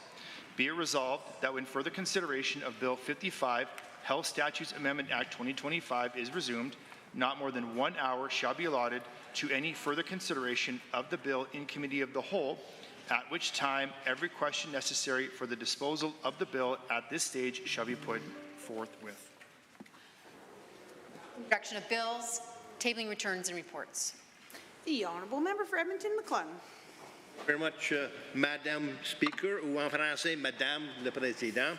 I rise this afternoon to table 5 requisite copies of what I call, to my memory, an unprecedented warning letter from the Chief Electoral Officer to the Justice Minister regarding the Election Commissioner's concerns about the Bill 54, and his office stands ready to support the legislature to introduce proposed amendments, which he is very concerned members of the legislature have the information they need. We'll read it when you table it. Thank you. The Honourable Member for Cypress Medicine Hat. Oh, do you have two? Sorry, my apologies. There's two here. One more quick one. I referenced in, Madam Speaker, in a debate recently, the potential dangers of blending hydrogen and natural gas in pipelines, and I have the requisite 5 copies of the article from the Clean Energy Group. Perfect. Honourable Member Cypress Medicine Hat.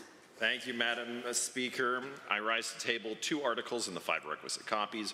One is an Edmonton Journal article highlighting the Alberta NDP has equally strong ties with MHCare both when they were in power and afterwards, specifically calling out former Premier Notley and the member for Edmonton Northwest. And the second one is an Edmonton Journal article, which is a letter from MHCare to the ADM for Jobs, Economy and Trade, clearing up what they quote as misleading and inaccurate information, and they're both submitted. The Honourable Member for Edmonton West End. Thank you, Madam Speaker. I table the requisite copies of an article by Doug Huthand from May 10th in the Edmonton Journal titled Indigenous Leaders Stand Up to Separatism. In it, they talk about a growing problem here in Alberta and on the prairies of racism and provincial governments that foster a me first mentality. Yeah. The Honourable Member for Grand Prairie Wapiti. Madam Speaker, I rise to table 5 requisite copies of a letter from the Mayor and Council of the Town of Beaver Lodge regarding untrue, unverified and defamatory remarks made by the member for Edmonton Gold Bar in this Assembly on Thursday, May 8th. The Honourable Member for Calgary-Beddington. Thank you, Madam Speaker. I rise to table the requisite number of copies. Edmonton Journal article. Alberta Chief Electoral Officer warns UCP proposals will hurt investigative ability. Great read for the Premier. Talks specifically about concerns around changes to timelines associated with special ballots. The Honourable Member for Lethbridge West. Speaker, I'm tabling 5 copies of an email sent to my office and to the member for Lethbridge East from Chris Szymanski, an ACE recipient in Lethbridge, who states that he is angry that this government is punching down on people living with disabilities by clawing back disability benefits. The Honourable Member for Edmonton-Glenora. Madam Speaker, I have 2. The first is the letter from the Alberta Chief Electoral Officer to the Government Whip and Chair of the Standing Committee allege offices with regard to grave concerns around impacting democracy in Bill 54. Yikes. And the other one is from Drs. Manns, Meddings and Parks. It ran in the Edmonton Journal on May 10th, and it's around the need to stop healthcare privatization, which the current government is embarking on in Bill 55. The Honourable Member for Calgary Hills. 3 tablings, requisite 5 copies of each. One, an article of the history of the Royal Bank of Canada, noting their decision to leave Montreal in 1976 due to the political uncertainty from separation. The second is an article discussing the estimating 3,000 businesses that left Catalonia after their referendum vote for separation.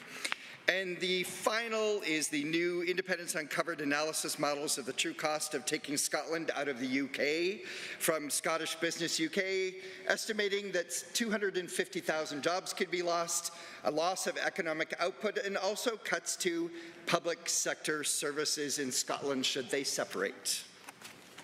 Honourable members, just a friendly reminder that you need to be in your own chair until orders of the day. The Honourable Member for Edmonton Riverview. Thank you, Madam Speaker, and I'm tabling a letter a constituent sent me, Andrea Ruther, regarding the Premier fanning the flames of separatism and how she stands against that. And I have the requisite copies. Honourable Member for Calgary Northeast. I rise to table an article from Calgary Herald titled Watchdog Slams Alberta for Access to Information Failures. And this article clearly shows how much this government believes in freedom from information, especially when it is inconvenient. And I table this for anyone who is searching for transparency with a flashlight during the broad daylight. So here are the 6 copies. The Honourable Member for Calgary Buffalo. Thank you very much, Madam Speaker. I'm tabling 6 letters and requisite copies from Calgarians who are concerned with the closure of Evergreen Theatre, and they urge the Minister of Arts and Culture to help find a way to keep that theatre open. They're from parents, they're from performers, and they're from users of studio space there. Thank you. The Honourable Member for Edmonton City Centre. Thank you, Madam Speaker. I rise to table 5 copies of a column by Don Braid entitled Premier's Outlet for Separatists Put Party Over Country, in which he notes that the Premier admits a referendum strategy is designed to keep the UCP from splintering. Suppose next time I'll ask if there isn't anyone to do tablings. Are there any other tablings, though? Seeing none. Tablings to the clerk.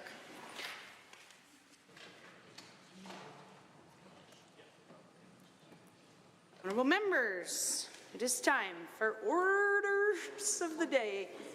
After we do points of order, and I'll try my second shot at that. We have progressed today. I was misgendered less than half of a dozen times, so congratulations. And we have 1 point of order at 2:08, the Honourable Official Opposition House Leader. Very much, Madam Speaker.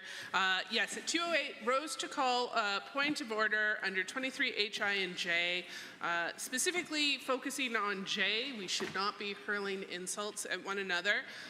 But as I make my argument, Madam Speaker, I'll also remind the entire chamber that we should not be doing indirectly what cannot be done directly. At 2:08, the minister was responding to a question from the MLA from Calgary, Boulard-McCall, and I don't have the benefit of the blues. So I look forward to you reminding me of the exact language, Madam Speaker, but the minister was heard to say, the government House Leader, in fact, was heard to say something along the lines of the opposition doesn't have any good lawyers, that the real lawyers questioning the professional credentials on this side of the House. Now, we do seem to be seeing a pattern of this, Madam Speaker. Questioning somebody's professional credentials happened last week to a member of the official opposition with both a master's and a PhD. And I think that this is a clear example of lowering the debate. We're seeing personal attacks to avoid substantive policy questions, and I think it's something the government is getting too comfortable with, and I was disappointed to see it happen from the government House Leader. But we literally had a credentialed lawyer standing up and ask a question, and then the government House Leader saying there are no real lawyers in the opposition caucus. So again, doing indirectly what is not allowed, lowering the decorum in this place, and I would ask him to apologize and withdraw. The Honourable Government House Leader. Thank you, Madam Speaker. Given that I wasn't directly referring to the member from Calgary, Boulard-McCall, I don't think it's a point of order, but I can certainly acknowledge that in this instance, the language I used did not raise the level of decorum in this House. So I will apologize and withdraw. Honourable members, that was our only point of order. And now we are at orders of the day, orders du jour. Public bills and orders other than in government bills and orders. For second reading, Bill 212, Organ and Tissue Donor Information Agreement Act. Dr. Metz. The Honourable Member for Calgary Varsity. Thank you very much, Madam Speaker. I am proud to rise today in this chamber to move second reading of Bill 212, the Organ and Tissue Donor Information Agreement Act. I tabled the bill on May 28, 2024. It requires an agreement between Alberta and the Canada Revenue Agency to give Albertans the opportunity to consent through their tax return for their contact information to be shared with appropriate organizations such as the Alberta Organ and Tissue Registry. Opted-in Albertans would then receive information about the tissue and organ donation process and potentially sign up to become a donor to support the hundreds of Albertans waiting for a transplant. Calgary Confederation's previous Conservative MP Len Weber sponsored a federal bill. It was a private member's bill, which was agreed on unanimously, which allowed for this agreement. BC, Ontario, and Nunavut have already followed through with provincial legislation. So today I'm delighted to tell you that this bill has already been a success. The government announced last week that it is going to happen. I am delighted to have brought this forward. The 2025 tax form will include a checkbox where Albertans can request information about being an organ and tissue donor. Too bad it took a full year to have this action move forward. It is a very simple bill, and it could have led to a checkbox on the 2024 tax return. Now, this success comes in a rather unusual way. Last week, when they announced that they would move forward with the exact action requested in the bill, I was surprised because this government have never ever passed a bill that was brought forward by a member of the NDP caucus. And at this time of fighting with everyone at every level of government, I assume they would not want to do anything collaborative, so I am overjoyed that they have chosen to move on this bill. Of course, the existence of the bill wasn't actually mentioned in any of the press release, so can avoid acknowledging that we have some pretty good ideas on this side of the House. So why is this bill important? Over 700 people in Alberta are desperately waiting for organ or tissue transplants, according to the latest publicly available data. Even though we have over 844,000 Albertans already on the donor registry, the chances of a match for all of these other patients who need them is very, very slim. The intent of this bill is to provide information to Albertans so that they can make a choice to be added to the registry and therefore increase the number of people who register to become donors. In Ontario, this number was reported to increase by 32% since the checkbox was added to their income tax forms. We expect an increase in the number of people from diverse backgrounds who register as they are particularly needed as donors.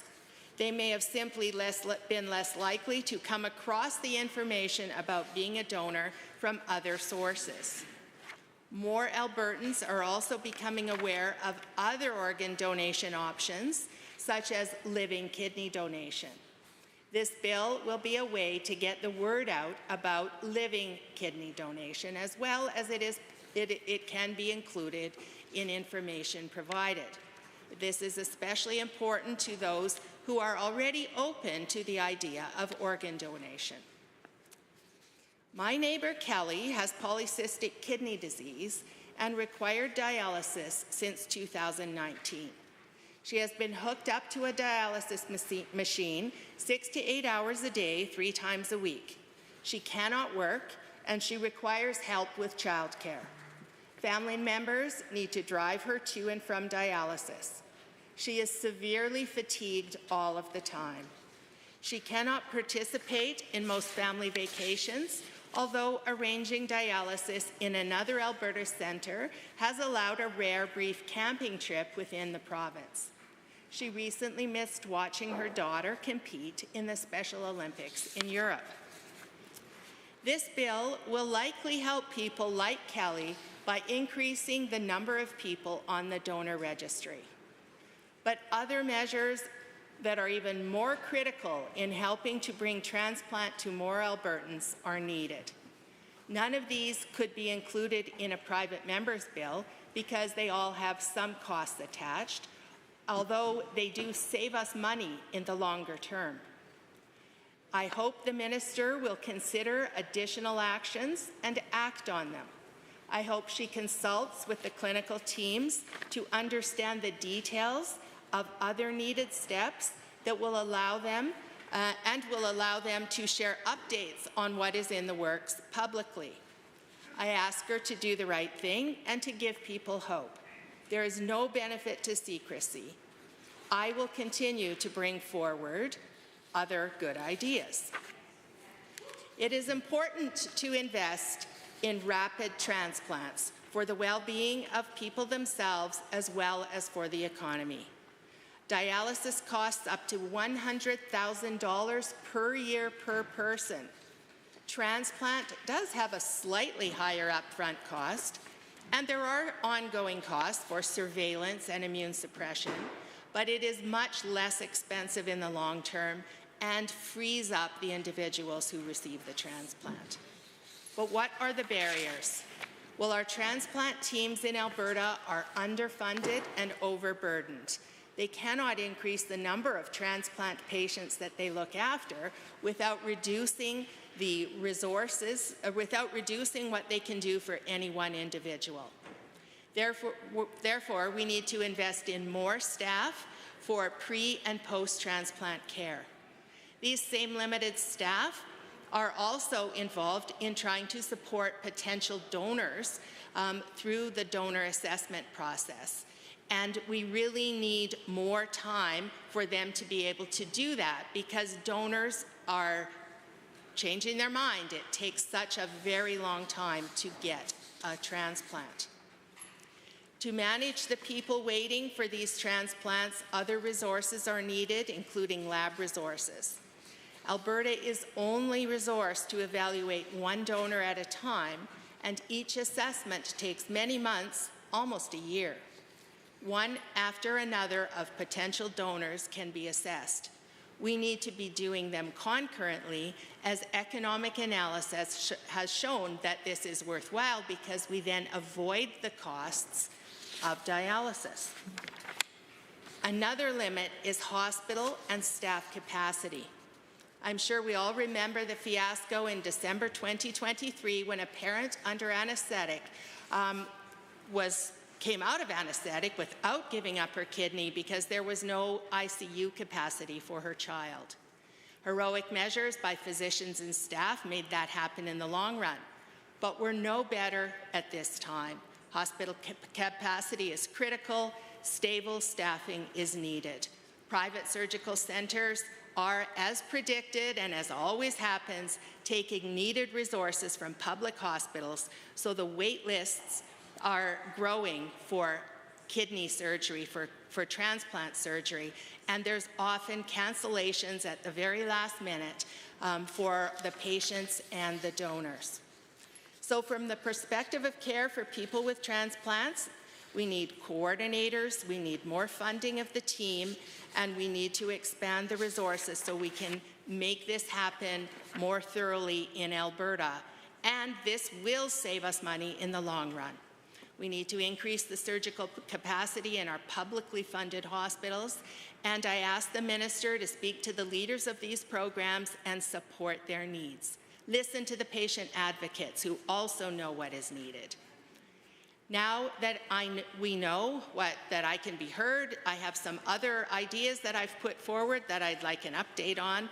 But at this point, in conclusion, I ask all of you to register online at the Alberta Organ and Tissue Donation Registry to be an organ donor. Tell your family members that you are a donor. And I move to hear from the minister on this bill. Thank you. Are there any others wishing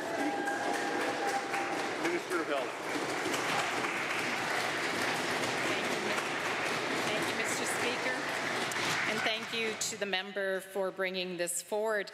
And I hate to break her bubble, but unfortunately for this bill, we have actually been working on this for quite a long time, almost quite a whole year. The reason we made it public last week was because we had gone past the 2024 tax year, so we didn't want to create confusion. We were actually going to announce it sooner, but because of the 2024 tax year and knowing, having worked with the Canada Revenue Agency quite closely, that we could not be ready for 2024, that we could in fact be ready for 2025, we made sure to announce it after the tax season had started. So, Mr. Speaker, it is very important.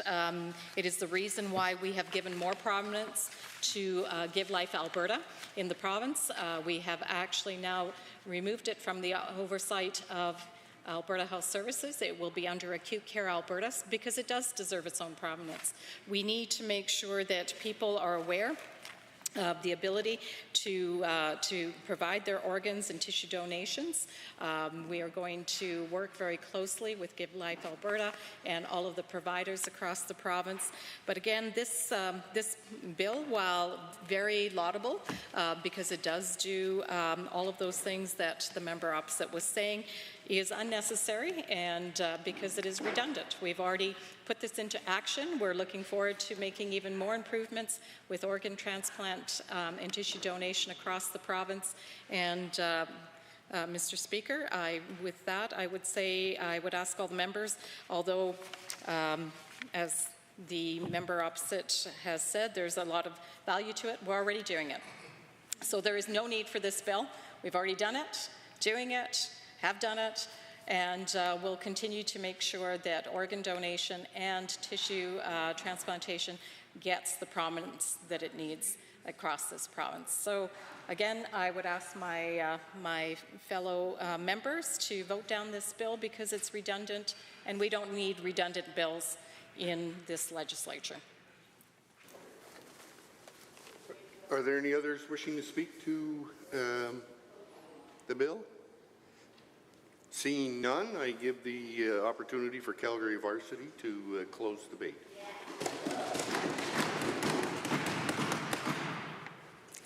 So I thank you for moving forward on the recommendations of this bill. It is a small but important step in building a robust organ transplant program in Alberta.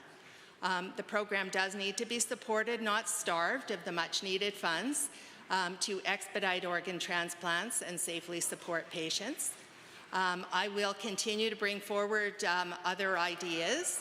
I would like to ask that transparency might be a very useful measure that could come forward, and that might be a learning from this bill, because the advocacy groups wanting this bill were completely unaware that anything was going on behind the scenes. I have other things that I have suggested, and I'm wondering if the minister would consider being transparent about what is happening there. We know that we need to implement mental health supports for paramedics. They don't know of anything going on there. It would be very nice to be transparent if that also is moving forward. To develop a training program for radiation therapists to become advanced practice radiation therapists. This has been discussed, but there's no knowledge at many levels. I've spoken to all areas. Nobody's aware that this is actually moving forward. So it would be nice that people could stop their advocacy efforts and work on concrete plans if the ministry would be open about things that are happening. With this, I move to close debate on this bill. The honourable member for Calgary Varsity has moved second reading of Bill 212, Organ and Tissue Donor Information Agreement Act. Does this Assembly agree with the motion for second reading? All those in favour, please say aye. Aye. Any opposed? Please say no. No. The motion is defeated.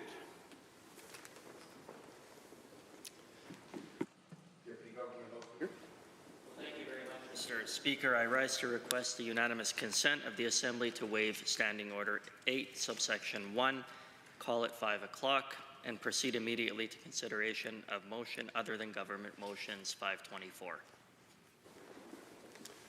Having heard the motion from the Deputy Government House Leader, I will ask only one question. For unanimous consent, we ask the question, all those, or are there any members that would not provide unanimous consent for this motion? That is carried. Under motions other than government motions, motion 524, Ms. Wright. Honourable Member for Edmonton, Beverly Clairview. Thank you, Mr. Speaker. This is a motion that I think is reasonable. And that's really, really clear in its intent. It has, in fact, two things that we are asking the government to do. The first part is that we're simply asking the government, that the USP government recognize that wages for teachers and registered nurses and educational assistants and other public sector workers have simply not kept pace with the rapid increase of the cost of living over the last 4 years. And further, coming out of that then, to urge this government to consider cost of living increases when in the midst of bargaining, as we know the government is right now, to make sure, in fact, Mr. Speaker, that workers are fairly and justly compensated. Mr. Speaker, we know that wages over the last number of years have not kept up with inflation, and this is something that has caused a great deal of hardship, difficulty, and challenge for far too many folks in Alberta. And this government, sadly, which has, of course, been elected to serve all of Albertans, unfortunately does not seem inclined to make the changes necessary that would provide even a small measure of relief. And that really is the reason for this motion, Mr. Speaker. Here in Alberta, we see the impacts of that lack of action during every single instance of bargaining that has occurred over the last year or two, and in fact, that's occurring right now.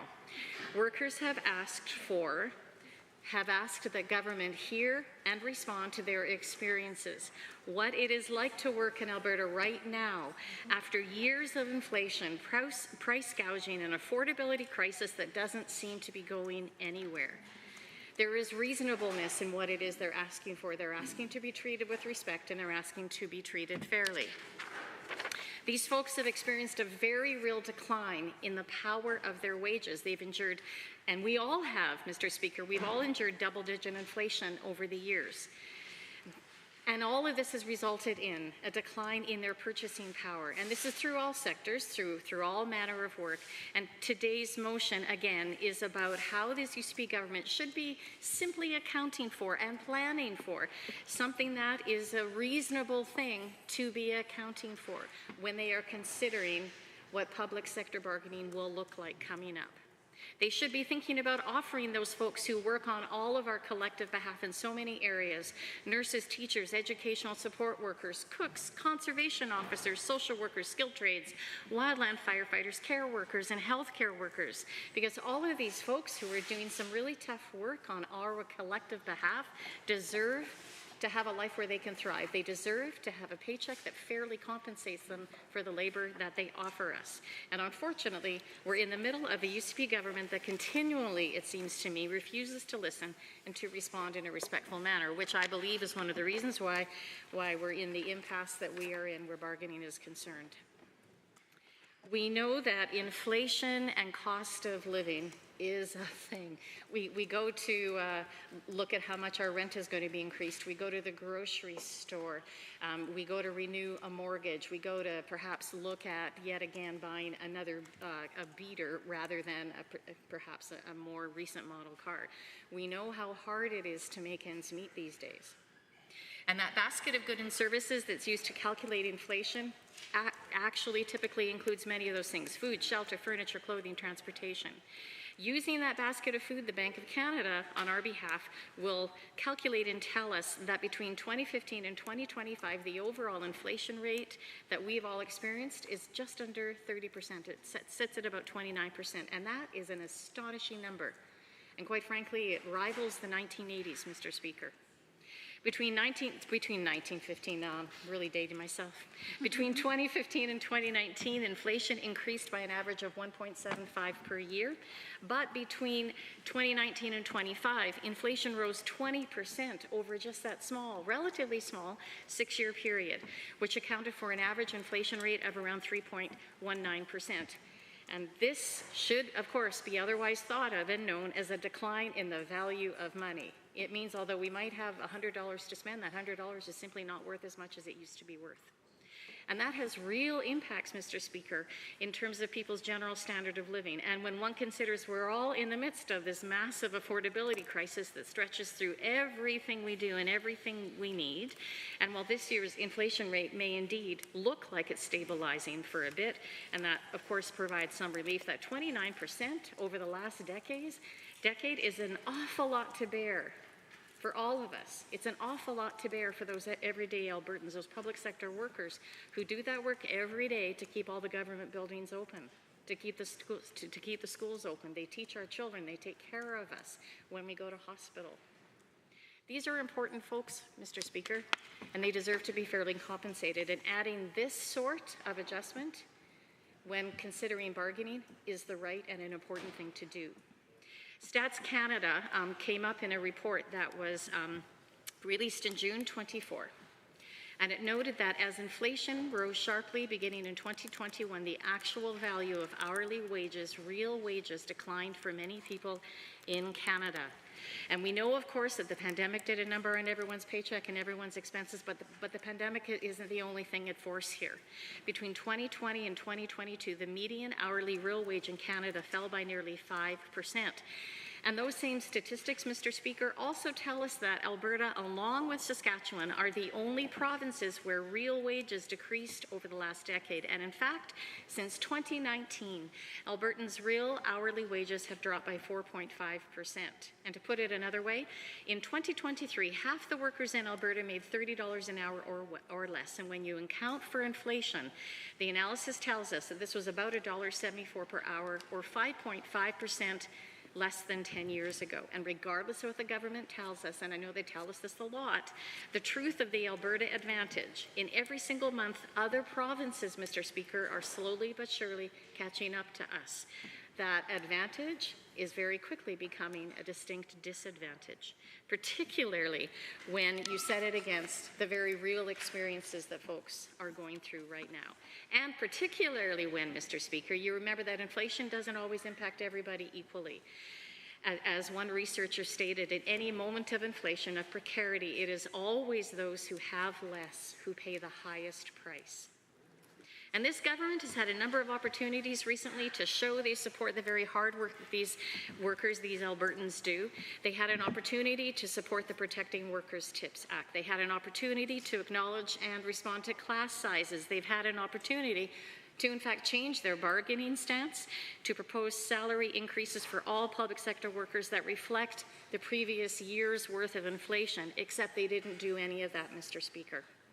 And this motion is one small opportunity toward this government doing the right thing.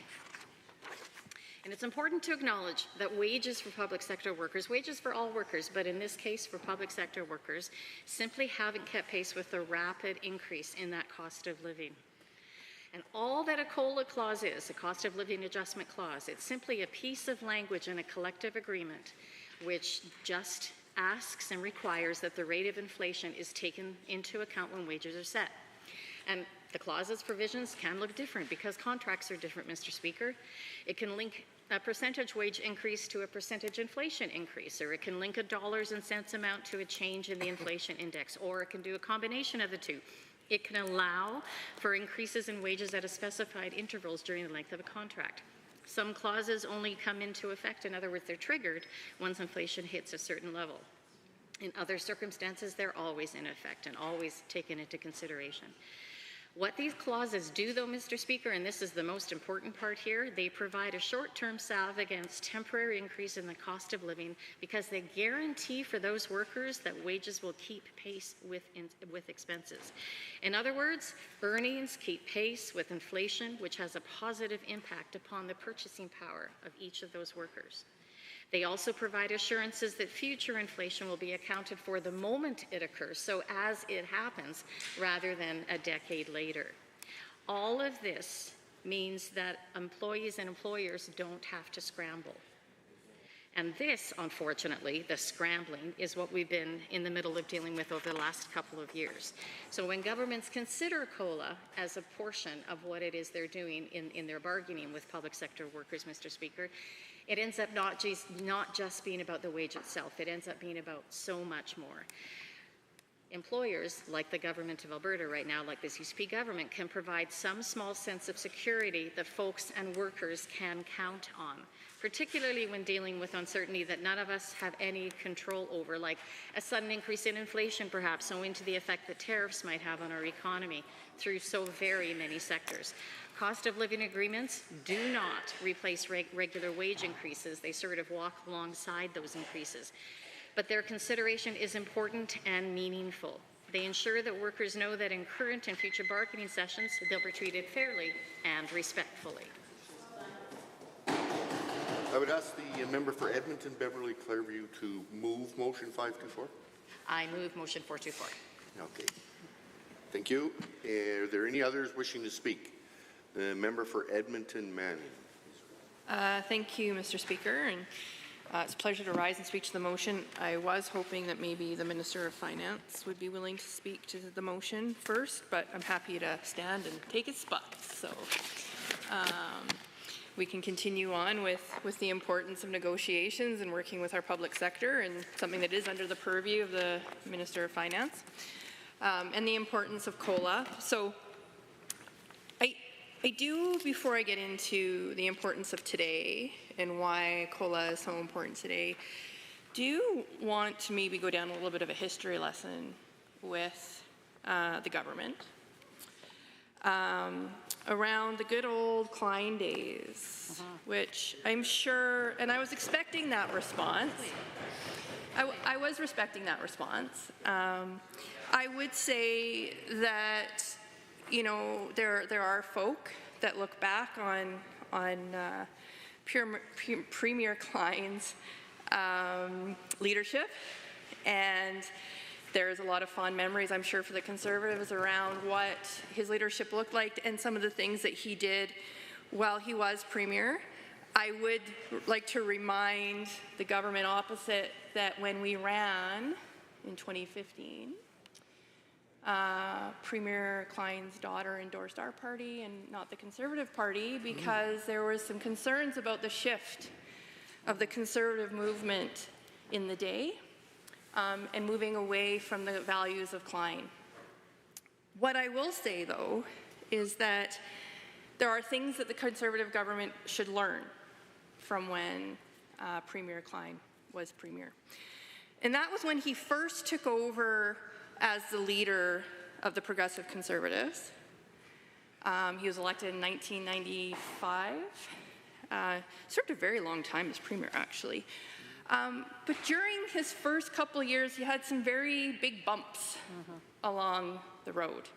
Very quick learning experiences that I would think the government would want to consider as they move forward with their agenda. Because as we know, the Klein government very quickly came in. That was a time where inflation was significantly higher. The province was trying to bring down their deficits and address and balance the budget, as Premier Klein said. And how was he going to do that? Well, his way of balancing the budget was to go after the public sector. He chose at that time to start slashing the public service. And I'll just give you some numbers. So cutting wages and benefits for workers. In 1994, the budget delivered a 20% cut in healthcare, a 21% cut in post-secondary education, a 12.4% cut in K-12 education, and Alberta Works, called welfare back then, was cut in half over 1 year. Within 2 years, Alberta program spending declined over 21% and homelessness climbed 740%. There's some themes here. I wouldn't say the numbers are as extreme necessarily. I'm sure my colleague from Edmonton, Highlands, Norwood could maybe give me the homelessness numbers as of today, but they're still quite high. And so what we were seeing at that time was a significant cut in public service. The wages were being cut, job losses, layoffs, attrition, all of the things. And a lot of privatization at that time, and conversations around privatization. And what happened was on November the 14th, Premier Klein decided to announce a privatization of laundry services with the Calgary hospitals. And part of that was his step towards increasing the privatization of healthcare. And I would say that at that time, Labour was already pretty irritated with the fact that there wasn't a lot of negotiations happening around their wages. There wasn't a lot of conversations around the direction of where the province was headed with service delivery. They were feeling the pressure, as they are today, of trying to provide services with even less and less and less support from the government.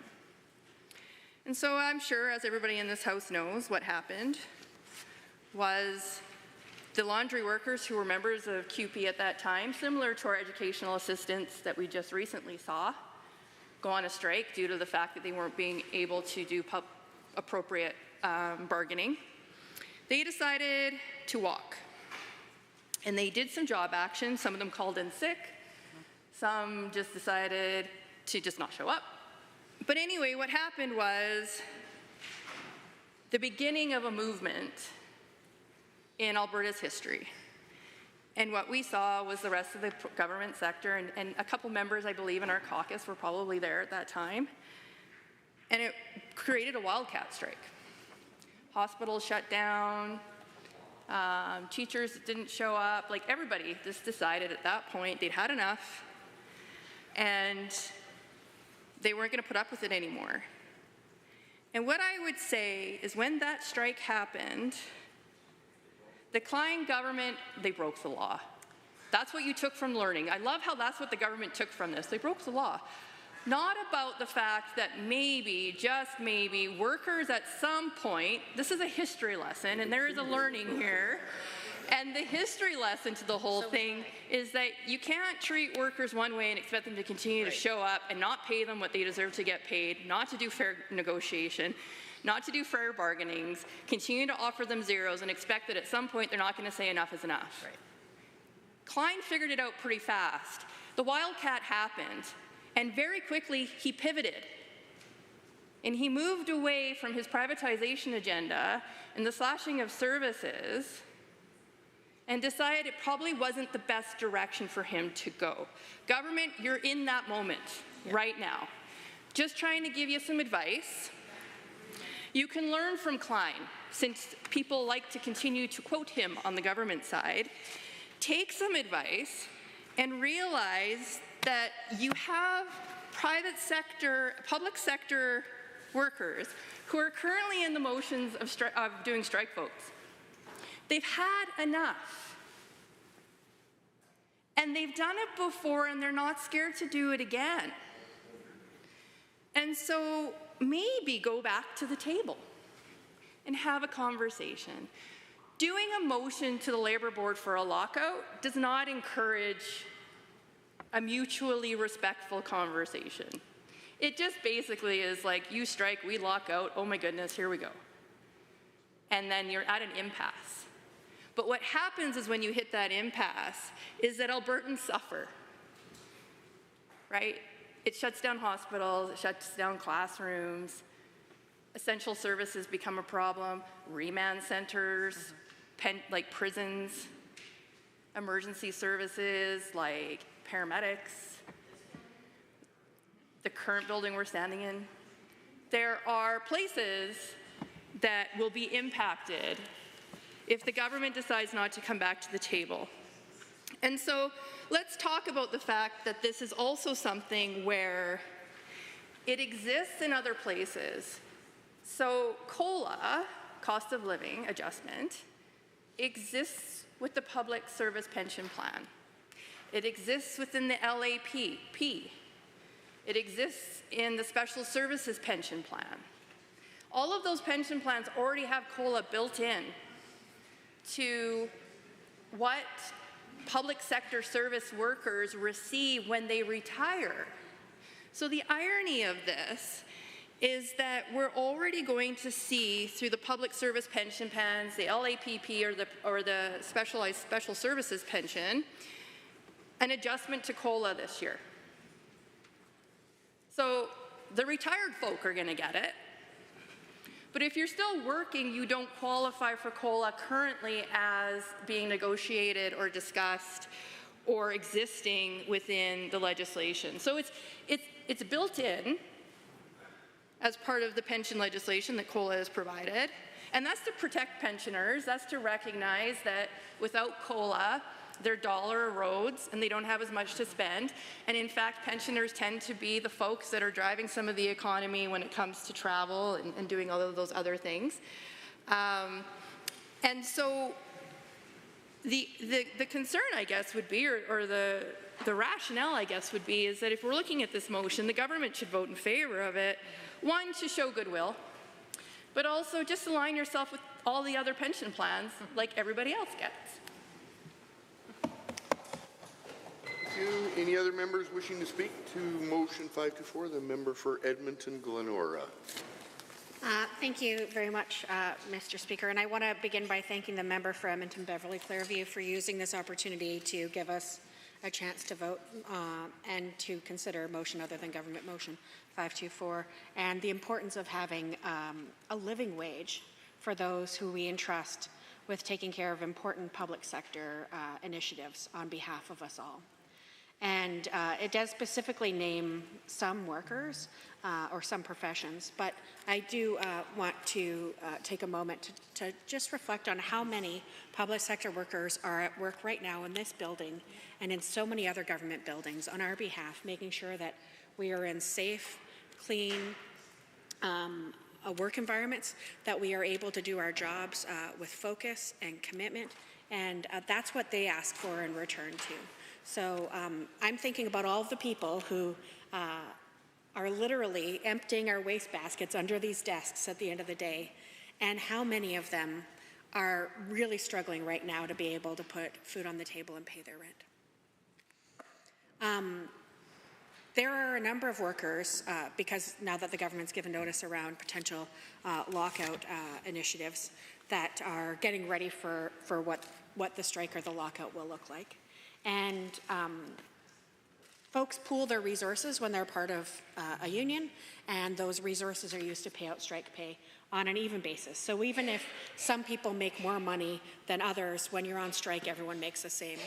And there are a lot of public sector workers, including those who work in this building, who will make more when they are on strike than they do right now as employees of the Legislative Assembly of Alberta. That is shameful.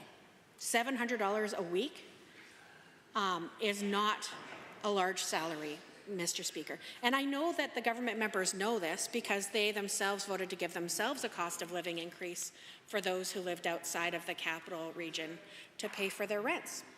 So they know that the cost of living was going up. They wanted to have more to be able to afford to maintain the quality of life that they had here as their secondary residents. And they thought it was important to put in a cost of living increase for themselves, for UCP members who had to travel to the capital for their business. And that cost of living increase is more than what most folks who are living on public assistance right now make. For example, those who are living on AISH, the government's given more for their secondary housing allowance. They also get per diems. They also get travel money. They get to expense transportation. Most people, well, if you're on AISH, you don't have other outside income and the ability to expense your travel, to expense your meals, and to say that you want a higher cost of living increase for your housing allowance. So I really do also want to take the next few minutes to just tell a story, because the bill, and in debate I'm sure we'll talk more about, we were actually leaders in addressing the affordability crisis in this province when we hit $15 an hour rather, $15 an hour for the minimum wage in this province. And we were the first in North America to get there, I believe, or the first to commit to getting there. We did phase it in over 4 years to give people an opportunity to adjust to the costs, especially for business operators. We didn't have a two-tiered minimum wage. If you did an entry-level job, you got paid the same, whether you were 17 or 18, it didn't matter. And I remember visiting a classroom, and I'm sure all members of this assembly go and visit schools on the regular, and I remember this one grade 6 student, because we were talking about the minimum wage and how it had gone up, and they asked, is there a maximum wage? Of course, we had a good chuckle. And then they asked, was there a maximum number of jobs? And I said, oh, we want as many jobs as possible. Jobs are really good for the economy. We want people. And he said, no, is there a maximum number of jobs my mom's allowed to work? Because she was working 3 jobs. A single mom, 3 jobs, to be able to afford to pay her rent, put food on the table, and hopefully be able to throw a birthday party for her kids. And what has happened since that time is so much worse in terms of the affordability crisis than it was even then. What has happened is that we have,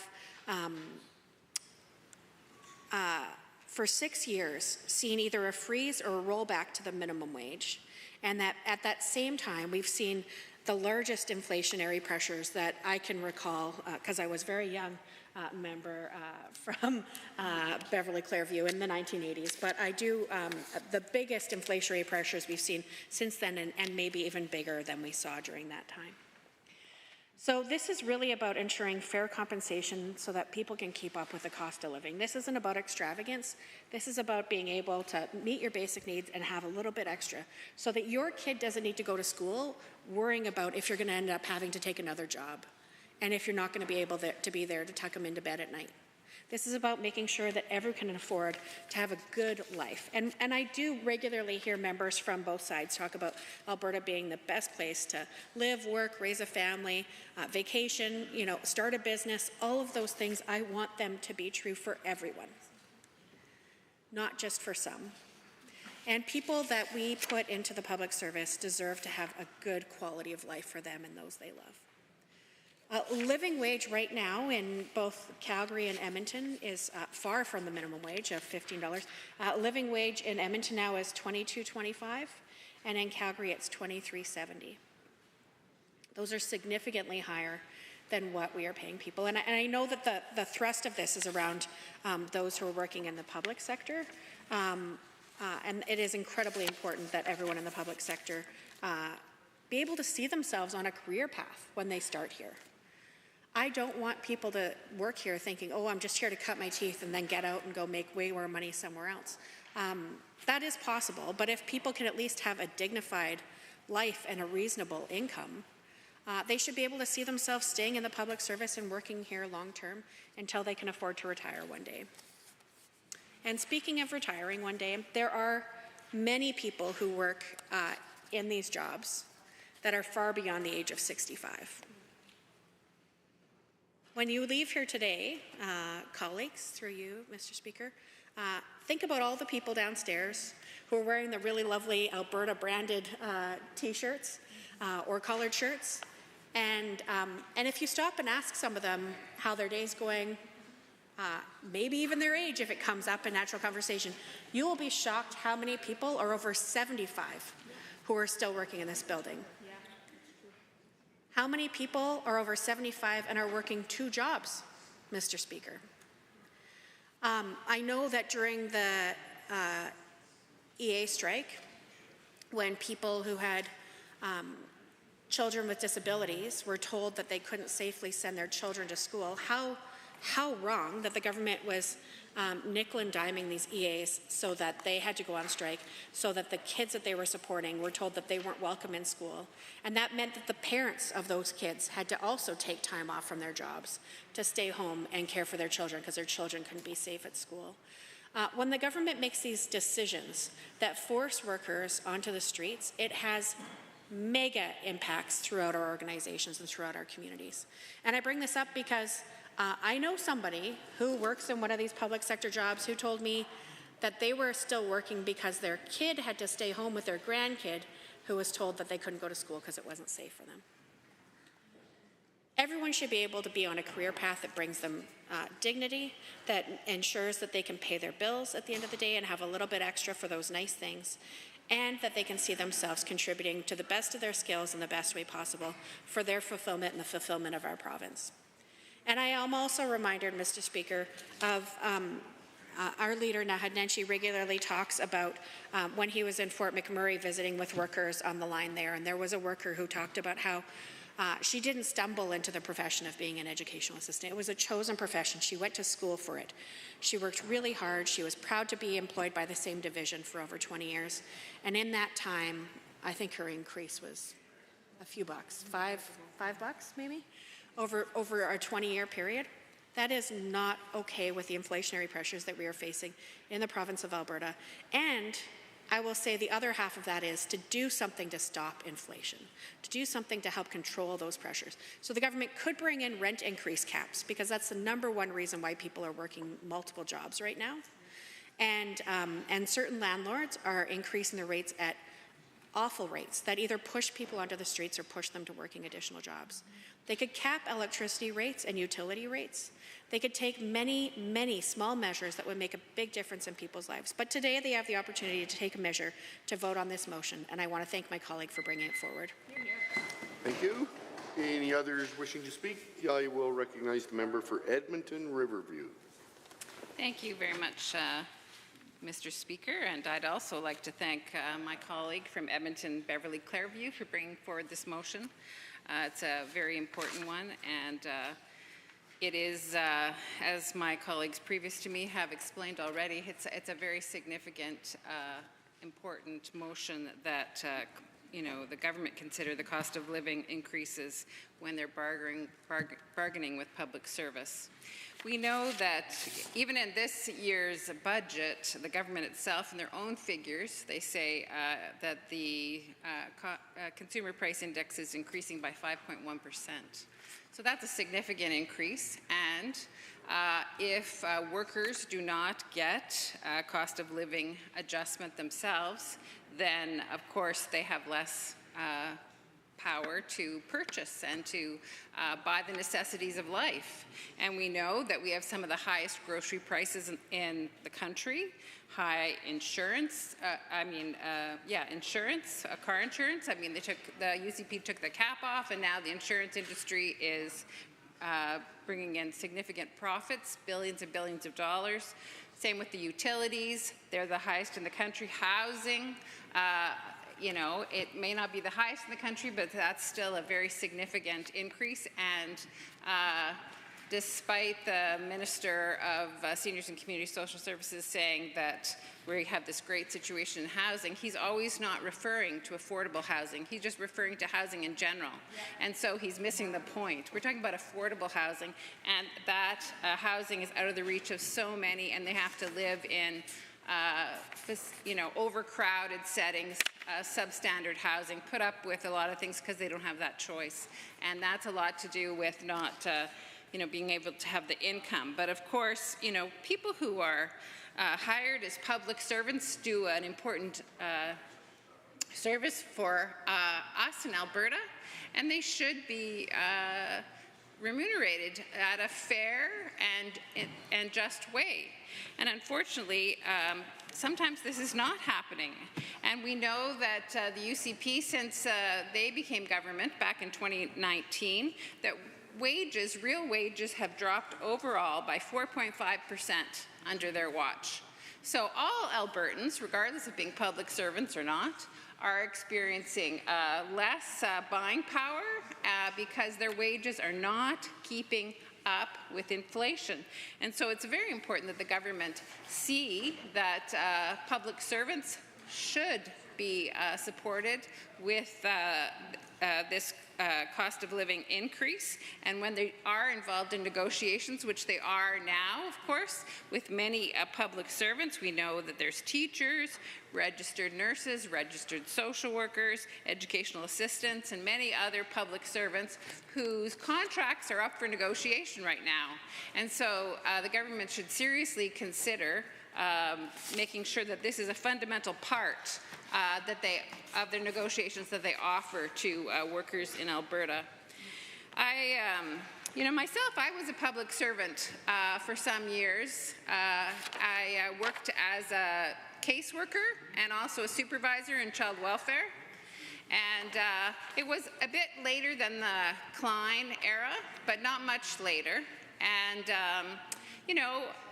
under his watch, as the member from Edmonton Manning talked about, there was a lot of attack on the public service, and it seems like, that seems to be also what this government is doing too, not valuing public service work, attacking what they're doing. Certainly every chance they get, they condemn unions. And that makes no sense at all, because we know that, unions lift all boats, not only those who are unionized, but all workers, to make sure that there's fair. And we know that income inequality in Alberta is the highest of any province in Canada. And so that's important for workers to be able to have the incomes that their employers pay them a fair wage, and that their wages have an automatic cost of living adjustment. I think on an annual basis is what's very important. But anyway, I was just saying, when I worked in child welfare, and I'm so sad to say that I think that not much has improved in that area in terms of lack of resources. Oftentimes, it was all about closing files instead of supporting vulnerable Albertans. And that was always so disturbing to me. And frankly, I, after a while, could not ethically work in child welfare anymore, because I felt like that was the focus of this government, the Conservative government at that time, was just to close files and really have to, invest as little resources as possible. And certainly the workers were not respected. They were not given hardly any resources to work with. And I mean, we're dealing with serious issues with vulnerable people. And, at times, children's lives are at stake. And so if anything, that should be an area that's well funded, and that professionals, registered social workers, are hired in that. But you know what? They can't keep registered social workers, because registered social workers do have choices. And I know that the minister himself currently has talked to different universities and sort of saying, oh, there's something that you're doing wrong with the education of social workers, because they never stay working for us very long. They quit and get jobs elsewhere. So he was sort of blaming the institutions that educate them. But hey, that's not the issue. The issue is to look right there in your own department. And why are social workers leaving? Because there's not enough resources, there's huge caseloads, there's very serious issues at hand with very little support, and people are not supported to do the work. And so I worked there for, I think, about 3.5 years. And then I just felt I couldn't follow my code of ethics and work for the government. And certainly I didn't get paid very much for that work. And they didn't, I had a higher level degree, I had a master's degree. None of that was respected. If anything, I was condemned because I had a master's degree. And so, hey, why don't we actually support our public servants? And certainly, this motion would go a long way to doing that, because it would recognize that, I was a single mom at the time, that a lot of public servants are single moms, are supporting their families alone, and they need to pay for groceries, they need to pay for housing, they need to pay for insurance, all of those things. And so if the government wants to have a stable workforce that supports vulnerable Albertans and really cares about our province, then this would be a motion that they would support. And of course, you know, because I have my own experience as a social worker working in child welfare, I speak about that. But I mean, I know the amazing work of registered social workers. And myself, having been a cancer survivor, I was in, back in 2018, I was in the University of Alberta Hospital for 60 days with leukemia. And that experience showed me what a significant resource and what hard work registered social workers or registered nurses did in that area. And so, you know, this isn't just, you know, cavalier, sort of they do whatever. This is very, you know, they're highly skilled, highly trained. You know, sometimes, I mean, I had a lot of time because I had 60 days and I wasn't feeling that great, of course. But I mean, I just could see the professionalism of the nurses because it wasn't just one nurse that was great, it was all of them.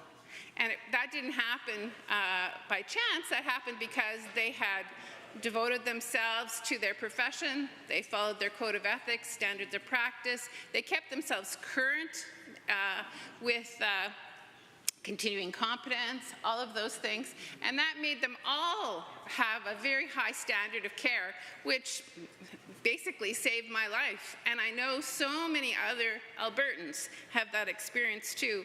So this is something that the government could show these workers the significance of the work they do by having a cost of living adjustment sort of automatically on an annual basis put into their agreements with those workers. And besides that, we know that teachers also are working so hard in overcrowded classrooms with very complex kids.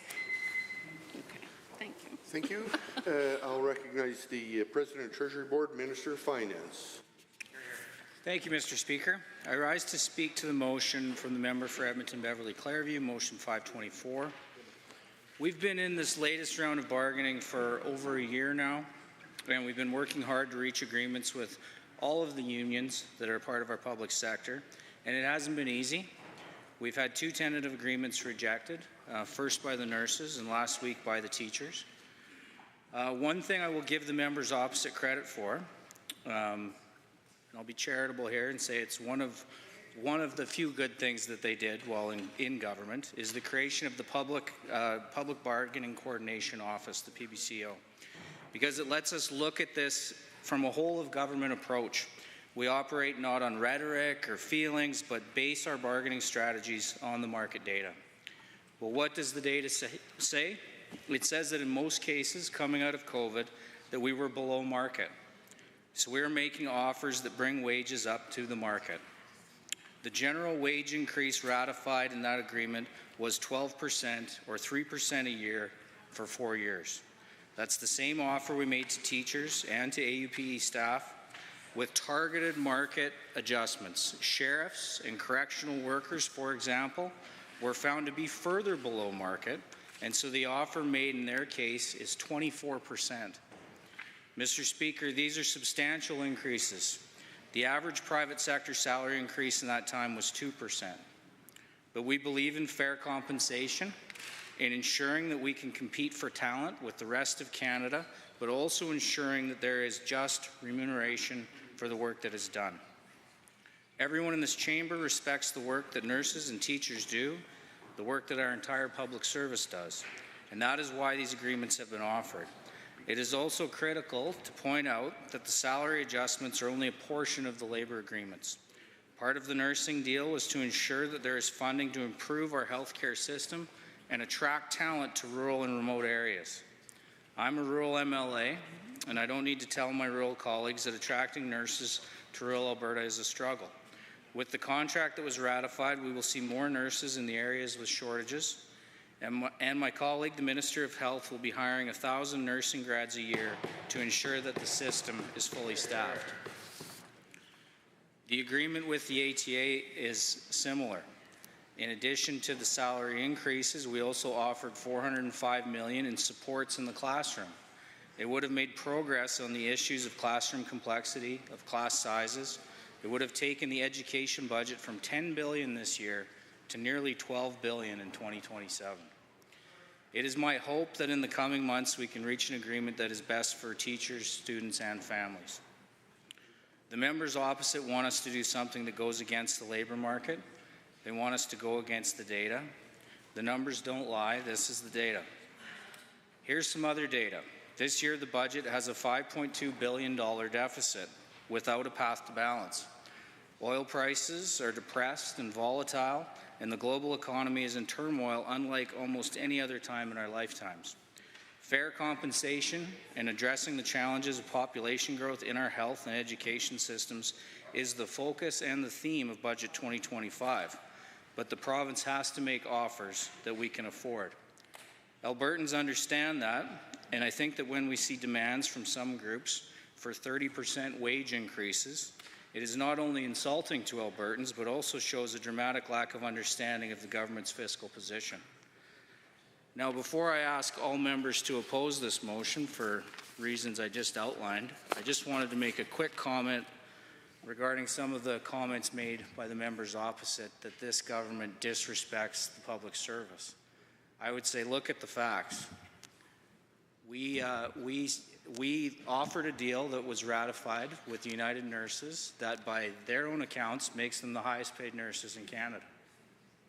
We did that at a time when we're in a deficit position with great uncertainty and no path to balance, which legislatively we're obligated to create in the next 3 years. We still did that because we think it's the right thing to do. We use data largely from the Ontario West jurisdictions because we want to ensure that we fix and address some of our recruitment and retention challenges. We want to be fully staffed. We know how important these services are. So in light of all of that, I think it's unfair to make comments like that. I think the history lesson that was provided by the members opposite on what's happened in Alberta in the past, look at the facts of what's happening today. We're in a deficit position. We have a strong desire to show a path to balance, and we're still doing this because we think it's the right thing to do. So we'll continue to bargain in good faith, and we'll take what comes, and we're going to make fair offers to the public service because we know how important they are. But in light of all of that, I would ask all members of the House to oppose this motion. Thank you. Thank you. The member for Calgary-Falcon Ridge.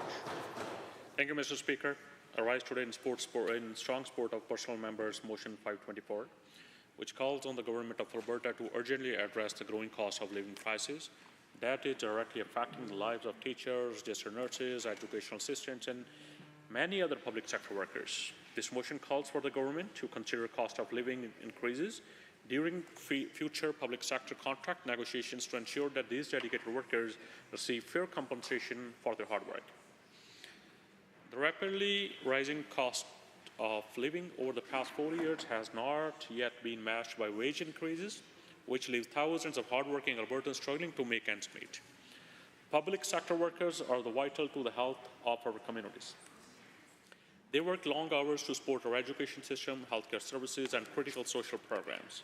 Yet, despite their tireless contributions, many find themselves unable to keep up with basic living expenses like housing, groceries, and utilities. This is a problem that cannot be ignored any longer. This is something that every worker in this province, both public and private, deserves. And today I stand here to advocate on behalf of those workers who are the backbone of our communities and who have been neglected for far too long. And first, I would like to go into some background on this issue. Over the past few years, Alberta has seen an unprecedented rise in cost of living. Housing costs are climbing, utility prices rising, grocery bills are higher than ever before. For many Albertans, the financial pressure has become unbearable. But for the workers who serve in our schools, hospitals, and care facilities, the pressure is particularly acute. And wages for public sector workers have stagnated, especially when compared to the rapidly increasing cost of living. In fact, Alberta's real hourly wages have dropped by 4.5% since 2019. This is the worst decline of any province in Canada. And it's no secret that Alberta's economy is undergoing significant changes, yet public sector workers are being asked to do more with less.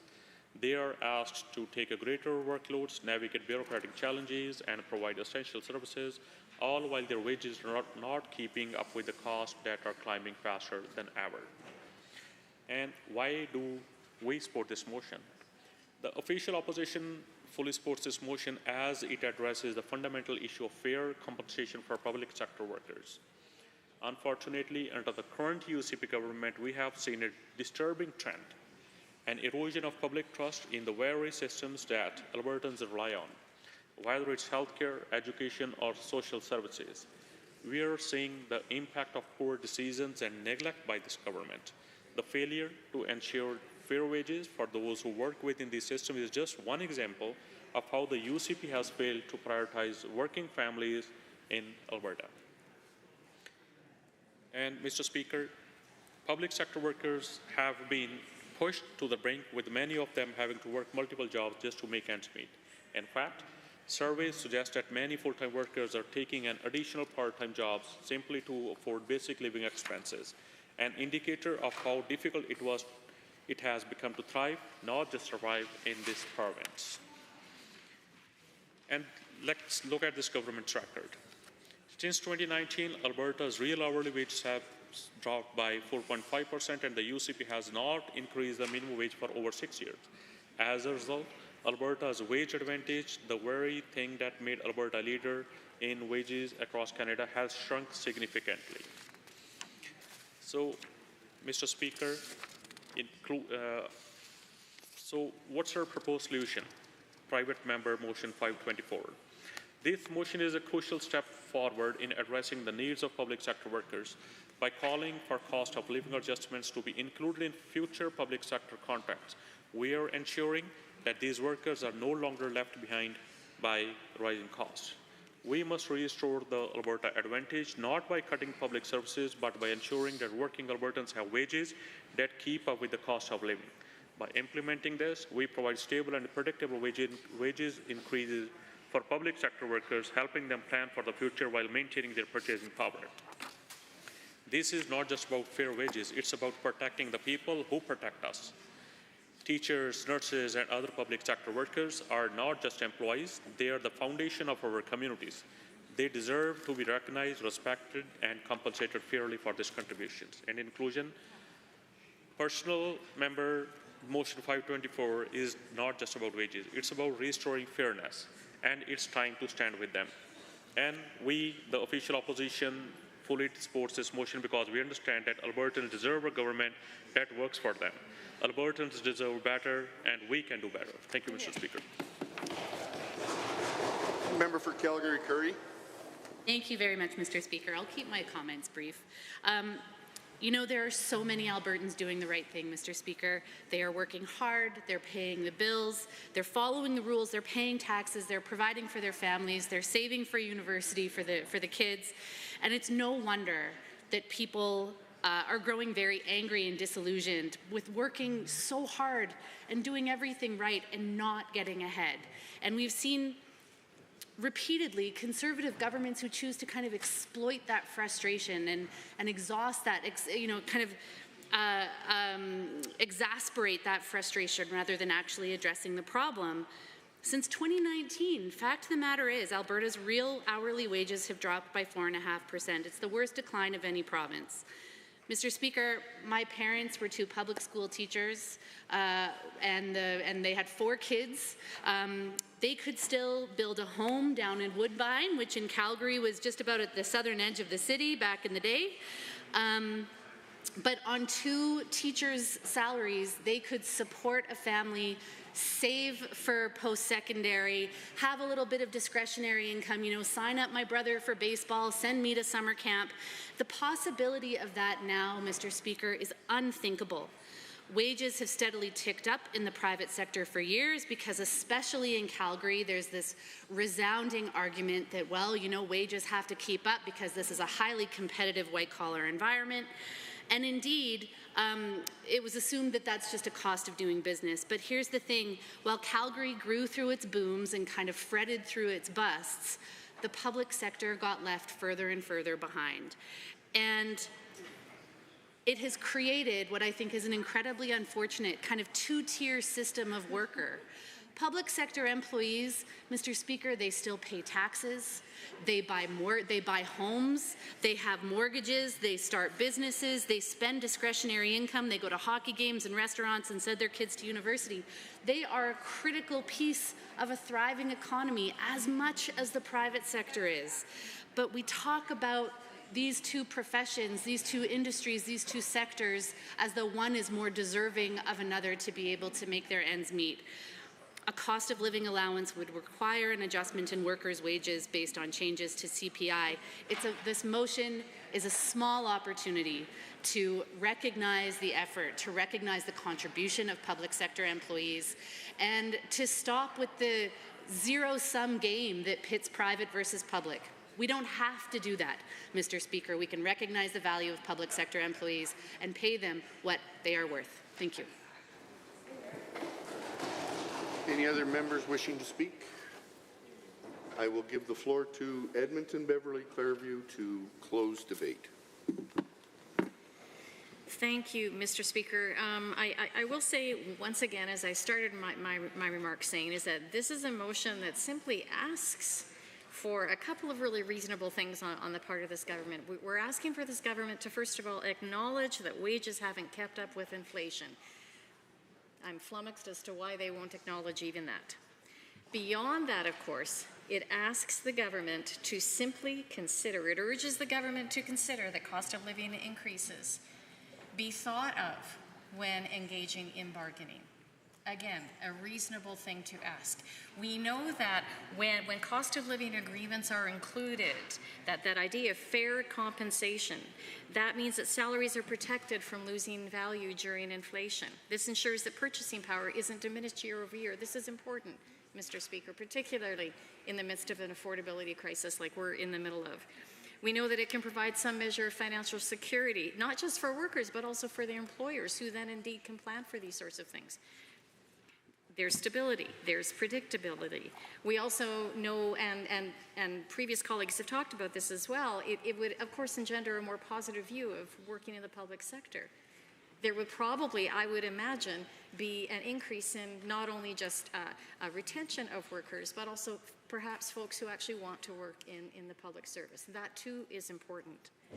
It would encourage folks to stay in their jobs longer. It would increase the conditions of work, which of course we know is important through all sectors, Mr. Speaker. You would end up with some longer serving folks perhaps who could act as mentors to those.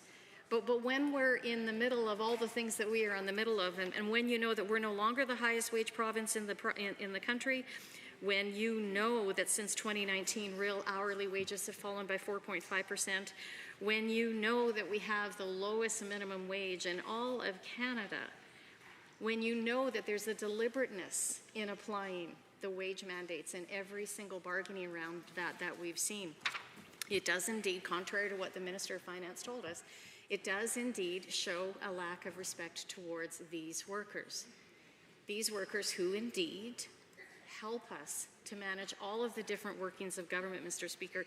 But more than that, we're a province of the weakest wage growth, the biggest decline in real earnings, and these wage-suppressing policies. But it's also, Mr. Speaker, about choices that this government has chosen, choices that they've chosen to make. Their choices to fund war rooms instead of classrooms, Mr. Speaker. Choices to offer a daycare program that at first glance sounds pretty lovely, but then we take away subsidies that the most vulnerable of Albertans need. Choices to claw back the Canada Disability benefit from amongst those, again, who are the most vulnerable. Choices to dismantle our publicly funded and publicly delivered healthcare and saying, oh, it'll just be publicly funded.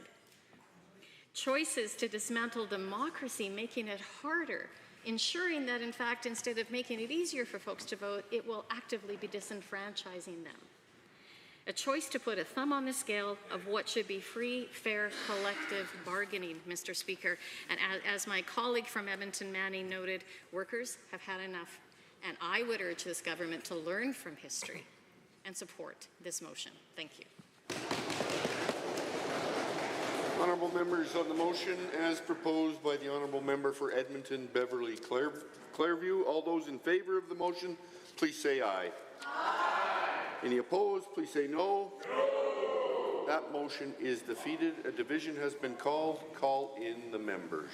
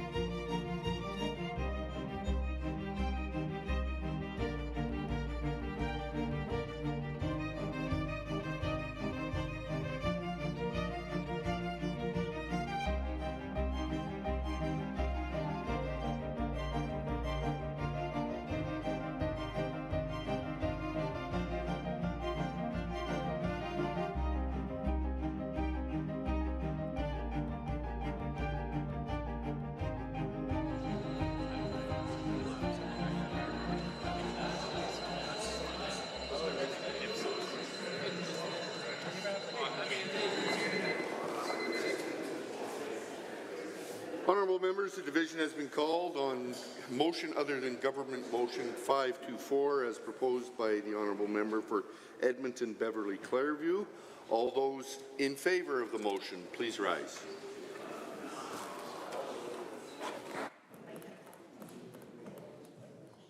Ms. Algenade, Honourable Member Hoffman, Mr. Shepherd, Ms. Sweet, Ms. Wright, Member Aramenko, Member Kayande, Member Hoyle, Honourable Ms. Ganley, Member Batten, Ms. Hayter, Member Irwin, Ms. Renault, Member Beaupre, Honourable Ms. Sigurdsson, Dr. Metz. All those opposed to the motion, please rise.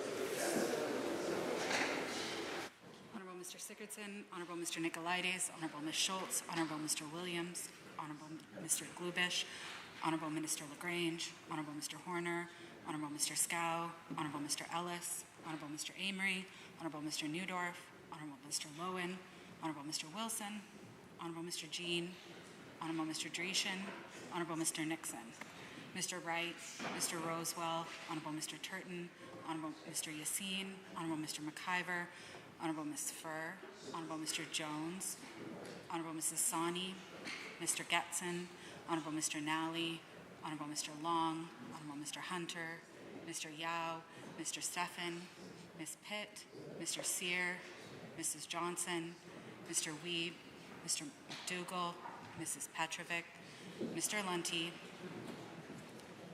Mr. Dick, Honourable Ms. Armstrong-Hominack, Ms. de Jong, Mr. Bouchard, Mr. Singh, Ms. Lovely. Mr. Speaker, total for the motion 15, total against 43. The motion is defeated. Motions. Government Motion 64, the Honourable Mr. Scow.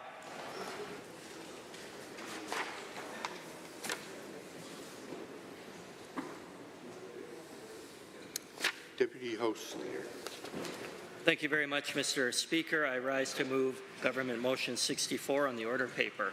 On behalf of the Government House Leader, which reads as follows: be it resolved that when further consideration of Bill 55, Health Statutes Amendment Act 2025, is resumed, not more than 1 hour shall be allotted to any further consideration of the bill in second reading, at which time every question necessary for the disposal of the bill at this stage shall be put forthwith.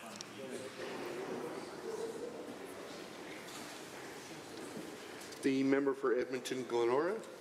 Thank you, Mr. Speaker. Given that we only have a few minutes to debate this, I'm going to get right to the heart of it.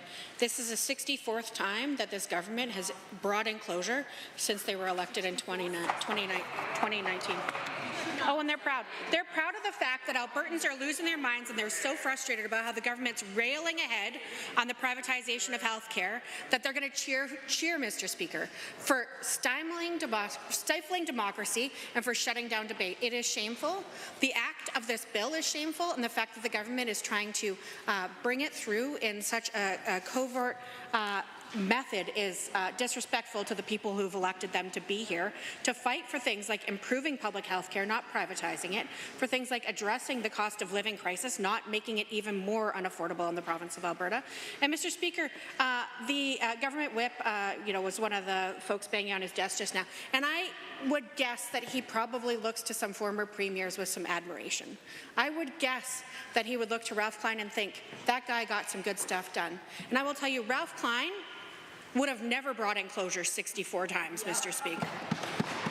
Ralph Klein showed courage and strength, and he was not cowardly in bringing through these closure motions to shut down debate. He would walk out onto the steps of the legislature and engage with people in the middle of protests. He wouldn't hide in this place and bring through closure motions to shut down debate. Mr. Speaker,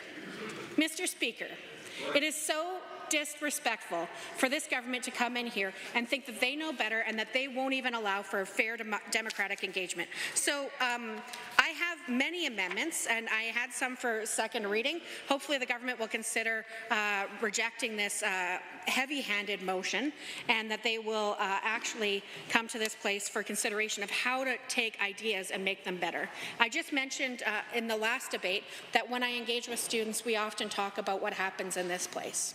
And one of the things they say is, how does an idea become a bill? And we talk about the various stages and the opportunity for one person's idea to get amended, for one person's idea to be either improved by taking out the bad parts or putting in more good parts. And what the government's doing here is that they're saying the idea brought forward by the Minister of Health, that not a single person in this place, not a single opposition member, not a single private member, not a single minister in the front bench who's not the Minister of Health has any right to be able to engage for that thorough process to be able to make a terrible bill a little less bad.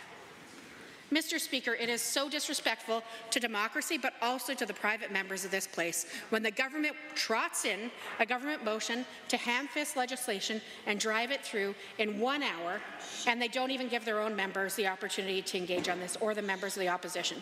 We absolutely have ideas on how this bill can be less bad. I have several amendments for committee of the whole, specifically focused on curtailing the government's opportunity for privatization. Because I will tell you, the government members campaigned on a public health guarantee. Yep. The pictures are still all over the internet. The Premier standing in front of an Alberta healthcare card, I think it was, with UCP branding on the podium, talking about how they could be trusted with healthcare, that they could be given an opportunity, that they would do everything they could to improve healthcare within 90 days. The day count, it's on the, I will quote the Premier. Feel free to Google Alberta and another word. So this time it would be days since the 100-day guarantee or 90-day guarantee, I believe it was, and see exactly how many days it's been. The government could bring in legislation that would make families safer and more supported when it comes to housing. They could bring in legislation that is focused on the measles outbreak. They could actually bring in staffing ratios for long-term care, assisted living, and other facilities to make sure that those frontline healthcare workers aren't run off their feet and that the patients they're caring for can have quality care when and where they need it. But instead, the government's bringing forward motions to stop debate on their attempt to recycle Bill 11. And Bill 11 is the Ralph Klein bill that I refer to when I say Ralph was had the courage of his convictions to show up, face people on the steps of the legislature, and answer for what he was proposing. Instead of what the government is proposing, which is to come in here, shove through this bill as quickly as possible. They only tabled it last week, Mr. Speaker, and now here they are trying to bring this all for. They tabled it the Thursday before. We've had it just for a few days, Mr. Speaker. So here they are trying to shove this through the legislature without giving any of us the opportunity to make a bad bill a little bit less bad. And if you think it's good, feel free to have a thorough debate on that and defend your terrible legislation. Thank you. Having heard the motion as proposed by the Honourable Deputy Government House Leader, does the Assembly agree with the motion? All those in favour, please say aye. Aye. Any opposed, please say no. No. The motion is carried. And a division has been called in the members.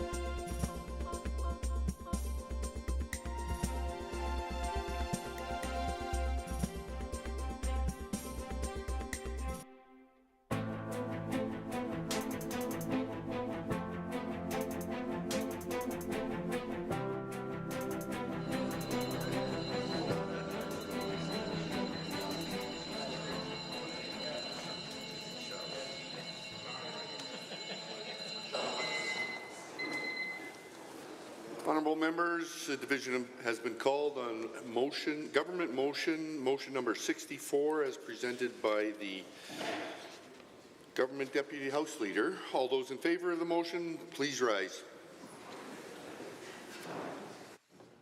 Honourable Mr. Sigurdsson, Honourable Mr. Nicolaides, Honourable Ms. Schultz, Honourable Mr. Williams, Honourable Mr. Glubish, Honourable Minister Lagrange, Honourable Mr. Horner, Honourable Mr. Scow, Honourable Mr. Ellis, Honourable Mr. Amory, Honourable Mr. Newdorf, Honourable Mr. Lowen, Honourable Mr. Wilson, Honourable Mr. Jean, Honourable Mr. Dreeshen, Honourable Mr. Nixon, Mr. Wright, Mr. Rosewell, Honourable Mr. Turton, Honourable Mr. Yassine, Honourable Mr. McIver, Honourable Ms. Furr, Honourable Mr. Jones, Honourable Mrs. Sawney, Mr. Getson, Honourable Mr. Nally, Honourable Mr. Hunter, Mr. Yao, Mr. Stephan, Mr. Sear, Mrs. Johnson, Mr. Wiebe, Mr. McDougall, Mrs. Petrovic, Mr. Lunty, Mr. Dick, Honourable Ms. Armstrong-Hominiuk, Mr. Young, Mr. Bouchard, Mr. Singh, Ms. Lovely.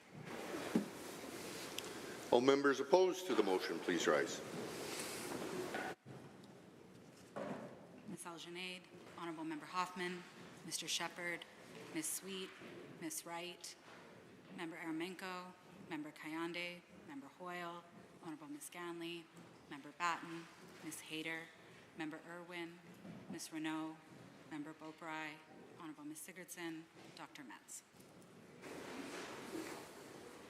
Mr. Speaker, total for the motion 41, total against 16. That motion is carried. Under Government Bills and Orders for second reading, Bill 55, Health Statutes Amendment Act 2025, adjourned debate. The Honourable Ms. Sigurdsson.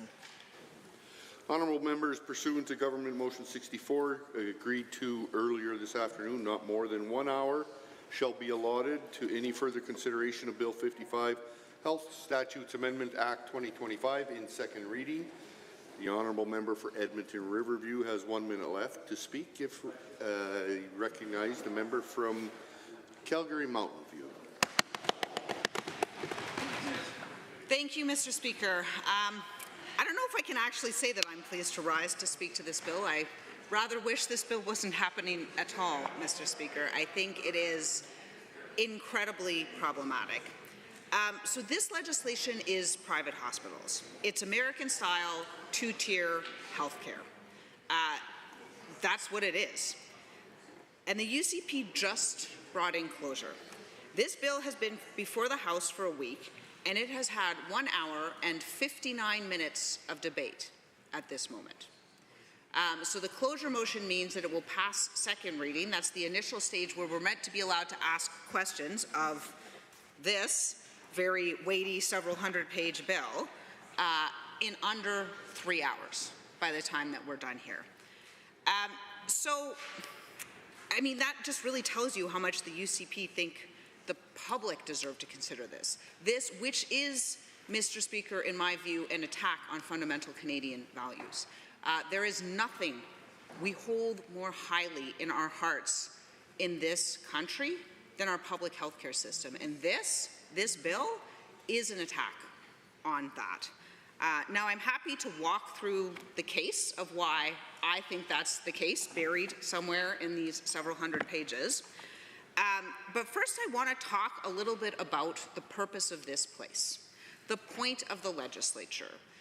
People ask me that sometimes, right? Because the opposition has the minority in here. We don't form the majority. We lose the votes. The government brings in bills, and eventually, the bills pass. So what is it we are doing in here by debating? Well, we're giving the public the opportunity to consider what's happening. We're giving the public the opportunity to weigh in. And this has happened before, Mr. Speaker. A government brought in private health care like this, and the public pushed back, and the government had to walk it back. We successfully, the people of this province, successfully defended our public health care in that instance. Well, the UCP have learned a lesson from that, but not the lesson you would hope that they would learn. They didn't learn that Albertans are Canadians and that we care deeply about public health care Instead, what they learned is they should jam it through before the public has a chance to see what they are doing. And Mr. Speaker, nothing says we're proud of our actions quite like trying to slip it through before anyone notices. The UCP know that this is private health care. So some of their ministers may have deluded some of their members, but by and large, there are definitely some of them over there that know exactly what this is and that know exactly what the impacts will be for the people in this country. This place is meant to be sunshine, disinfectant, debate in the public square. It is meant to be the essence of democracy. We are all elected to represent certain constituents. We are their voice. We are sent to this place to act on their behalf. And I can tell you that my constituents don't want this. I don't think that the UCP's constituents probably want this. This is why they're trying to rush it through before those people have the opportunity to see what's being done. So that's what's being revoked here, is the opportunity to debate, to raise the issue to the public, for civil society, which is part of our democracy, to bring its resources to bear, to push back and stop this like they did the last time. So walking through the bill, so the problematic section, I would say, starts, it's part 2.2, management of an operation of approved hospitals. It begins on page 88 with the definition sections, which is section 1.9761. The numbering is very odd because, again, the government was trying to slip this through, so they've put it in the weirdest way possible. So under section F, it talks about hospital services. So right now in Alberta, one of the things you cannot do is do an inpatient surgery in a private facility. There are some instances of outpatient surgeries, but hospitals, things that are designated as hospitals, they are public in this province. Right now, not after this bill passes.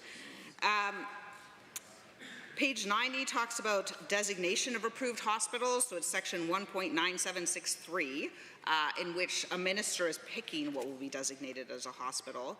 It then goes on page 91 to talk about agreements. So what a hospital can and can't do will be governed by an agreement that will be between the government and that operator, that will not come before the House, that will not come under public scrutiny, an agreement that we won't know what's in it. Then it talks about the responsibility of hospital operators to deliver health services in a hospital. It's very redundant, but trust me, it becomes very problematic. They've tried to make it, as far as I can tell, as circular as humanly possible.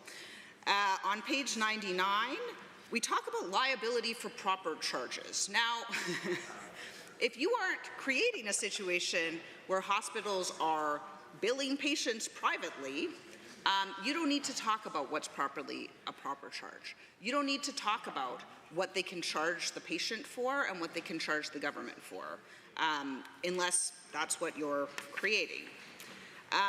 But I would say the incredibly problematic part where the case becomes clear is on page 113 in the regulations section. It is very transparently section 1.976999993. Ah, yes, that one. That one. And it talks about what powers the cabinet has.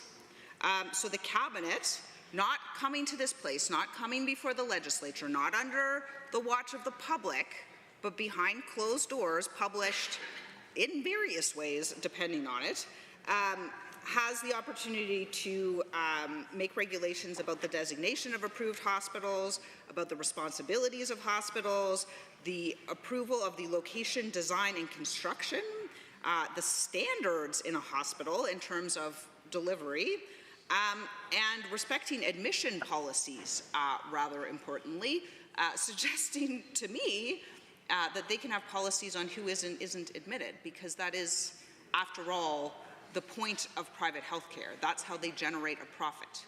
They take on only certain types of patients, people who have the ability to pay extra, people who are young and have uncomplicated medical conditions, people who are unlikely to experience complications. That's how they generate a profit. they earn the same money for doing a simpler surgery on a less complex patient who has the ability to pay for a bunch of extras. So basically, Cabinet is making the regulations that fill this out. So those circular definitions we talked about, hospital services, health services, all those things, Cabinet's going to fill that out. So essentially what they're saying is, well, it's only probably private health care, but don't worry, trust us. Well, Madam Speaker, Albertans have heard "don't worry, trust us" from this government before. It's never gone exceptionally well. I think back to such instances as, "Don't worry, we won't mine for coal." "Oh, yes, we will." "Oh, no, we won't." "Oh, yes, we will" again. Or, for instance, "Don't worry, we won't bring in an Alberta police force," which is also a bill before us in this particular section. So I think that Albertans will be worried. They have a right to be worried, and I think it's very clear that this gives the UCP Cabinet the ability to create private healthcare, to create, and not just private, like two-tier American-style healthcare. Let's understand what we're talking about. We're talking about some people are too poor to deserve the same level of care. That's what's happening. This is a value that is fundamental to Canadians. And that crosses all political stripes, generally, Madam Speaker. There are people who would consider themselves conservative who don't want two-tier American-style healthcare. And so this is, it's problematic. It's problematic for everyone. And I would really like the members opposite to consider for a moment what it is that's happening right here. Because what you're doing is wrong. It's not arguable, it's not debatable, it's not, well, maybe. It's wrong. And look, we in this chamber are generally privileged people. There is more diversity now than there was, say, a decade ago in here. But many people here come from privileged backgrounds. We would never have had to face the choice of medication or food. We would never have had to decide what a loved one's life is worth in terms of dollars and cents.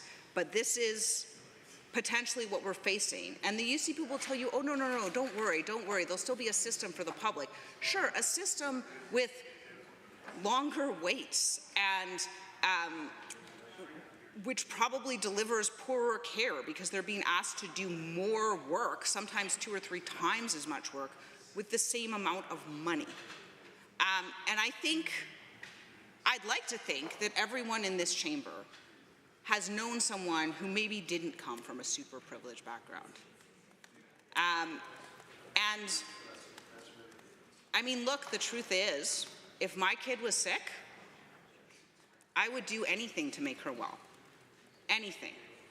And so I kind of get where this comes from. Rich people wanting to jump their kids to the front of the queue. But I think it's based on a really faulty premise. It's based on the premise that they think that they love their kids more than people without money love their kids. And that's just not true. The truth is, I think all of us, whether we have ourselves been in a position where we had limited access to funds, or whether we have known someone who was in that position, must understand. We must understand what this would do to someone, to have their loved one denied care, to have their child receive slower and lesser care than someone else's child receives simply because they don't have the money. And Madam Speaker, what I will say is that while I may have come from a relatively privileged background, my parents taught me better than this.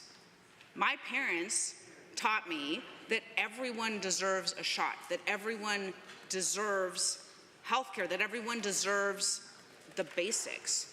They taught me that other people love their children just as much as I do, that other people have the same experience of pain and fear when they are sick.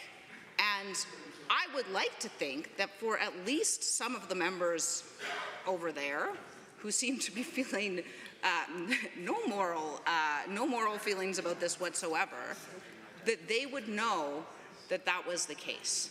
This is American-style healthcare. It is exactly what you see on TV. It is people having to wait longer. It is ambulances having to drive to a farther hospital while someone's life is at risk in the back because that person can't pay. Now maybe, no, you know what? I don't believe it. I don't believe it. Why would the UCP bring in something to enable them to create private health care in cabinet if they weren't planning to do it? They're obviously planning to do it. They just wanted to do it without the public knowing about it. And I think that tells you something.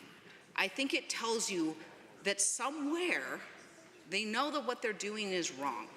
They know that what they're doing will harm people. They know that the impact of this will be that those who need the most, those who are sicker, will get less care if they don't have the ability to pay.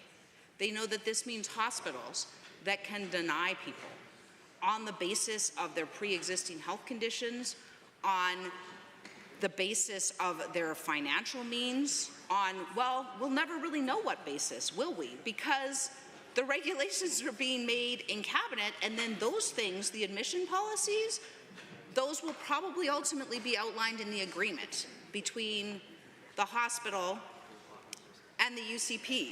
And that's an agreement that won't be able to be FOIPed. Even if it could have been FOIPed before, it won't be able to be FOIPed now because they've also brought in a suite of privacy legislation to make sure that the public doesn't get access to those documents. So, Madam Speaker, what I will say about this bill is I could not possibly be more opposed to the substance of this bill or to the way it's being done.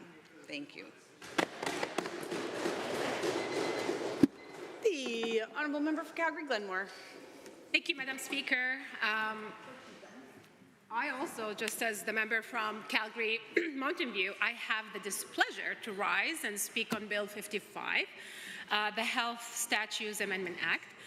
And it is an interesting timing, Madam Speaker, for this bill. I was meeting with constituents and local stakeholders last week. They just moved from Ontario last November and chose the beautiful riding of Calgary-Glenmore as home. And one of the first things they mentioned to me is that they have been in Alberta for 6 months now, and they cannot find a family doctor. 6 months, Madam Speaker. This is a young family with young kids who will probably need regular visits and checkups. And my question to the minister is, how does this bill, Bill 55, respond to Albertans' urgent need to having a family doctor? According to the Alberta Medical Association, there are 650,000 Albertans who are currently searching for a family doctor. Albertans need more doctors. Albertans want less wait times at the emergency rooms and less wait times for surgeries and for diagnostic tests like MRIs. That's it. I often like to bring some of my personal experiences into debate, Madam Speaker. And I grew up in Yemen, and my father is a physician, so I grew up in that space. And it's important to note that Yemen does not have a universal healthcare system. And while my family had the privilege to access and having all the healthcare services they needed, I knew thousands and thousands of people did not. My father volunteered many of his weekends to go to rural areas to help with delivering access to health care services. And he used to take us with him to learn and see kids, to see what happens in there. And for us, it was an exceptional opportunity to see what's happening across the country. And it was eye-opening. I saw firsthand the importance of strong public healthcare systems. And I learned what happens when you do not have equitable access to essential healthcare services. I saw the impact on children, on seniors, on women, and the most vulnerable. For decades, Madam Speaker, we have had a world-class healthcare system here in Alberta. Let's keep it that way. Albertans want more doctors and less wait times at the emergency services and less wait time for surgeries. Albertans want to see a functional and thriving public universal healthcare system that reaches everyone and not a private and US-style two-tier system. And I think the member from Calgary Mountain View did an excellent job in dissecting the areas in the bill where we see the problematic areas in this bill. Albertans want to see a public health experts like the chief medical officer to provide timely advice on how to keep their children and themselves safe. Instead, Albertans are getting more health outbreaks, from E. coli to measles.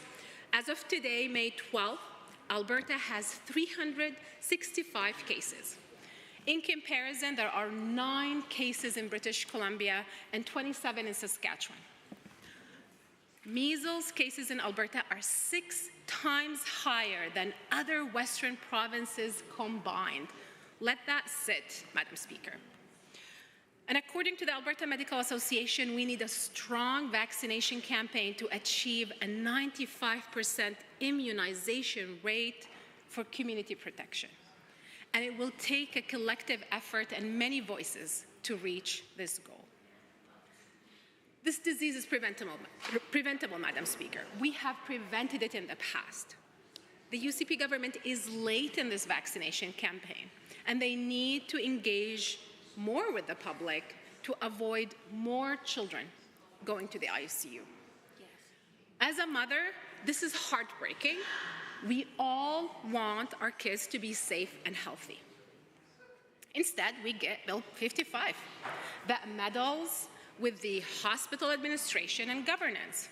Instead, we get this bill that wants to overhaul hospital governance, and all hospital types will be lumped under this term of an approved hospital. Instead of improving wait times, we get this bill that replaces and eliminates hospital boards and replaces them with hospital operators. Instead of securing more doctors, we get more ministerial oversight and more power centralization. The Minister of Health is given direct authority over hospital-related bylaws within specific health sectors, Madam Speaker. Madam Speaker, I've noticed this session there is this pattern and theme across many UCP bills. They create these bizarre legal avenues to decrease our checks and balances and increase power and authority at the ministerial offices. We have seen this power centralization in Bill 52 that allows the Minister of Affordability and Utilities to make regulations to specify reliability services however he wants.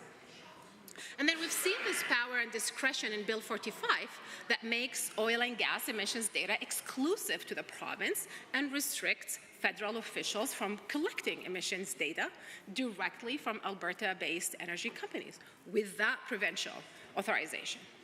And by the way, Madam Speaker, this includes both the physical facilities and corporate offices.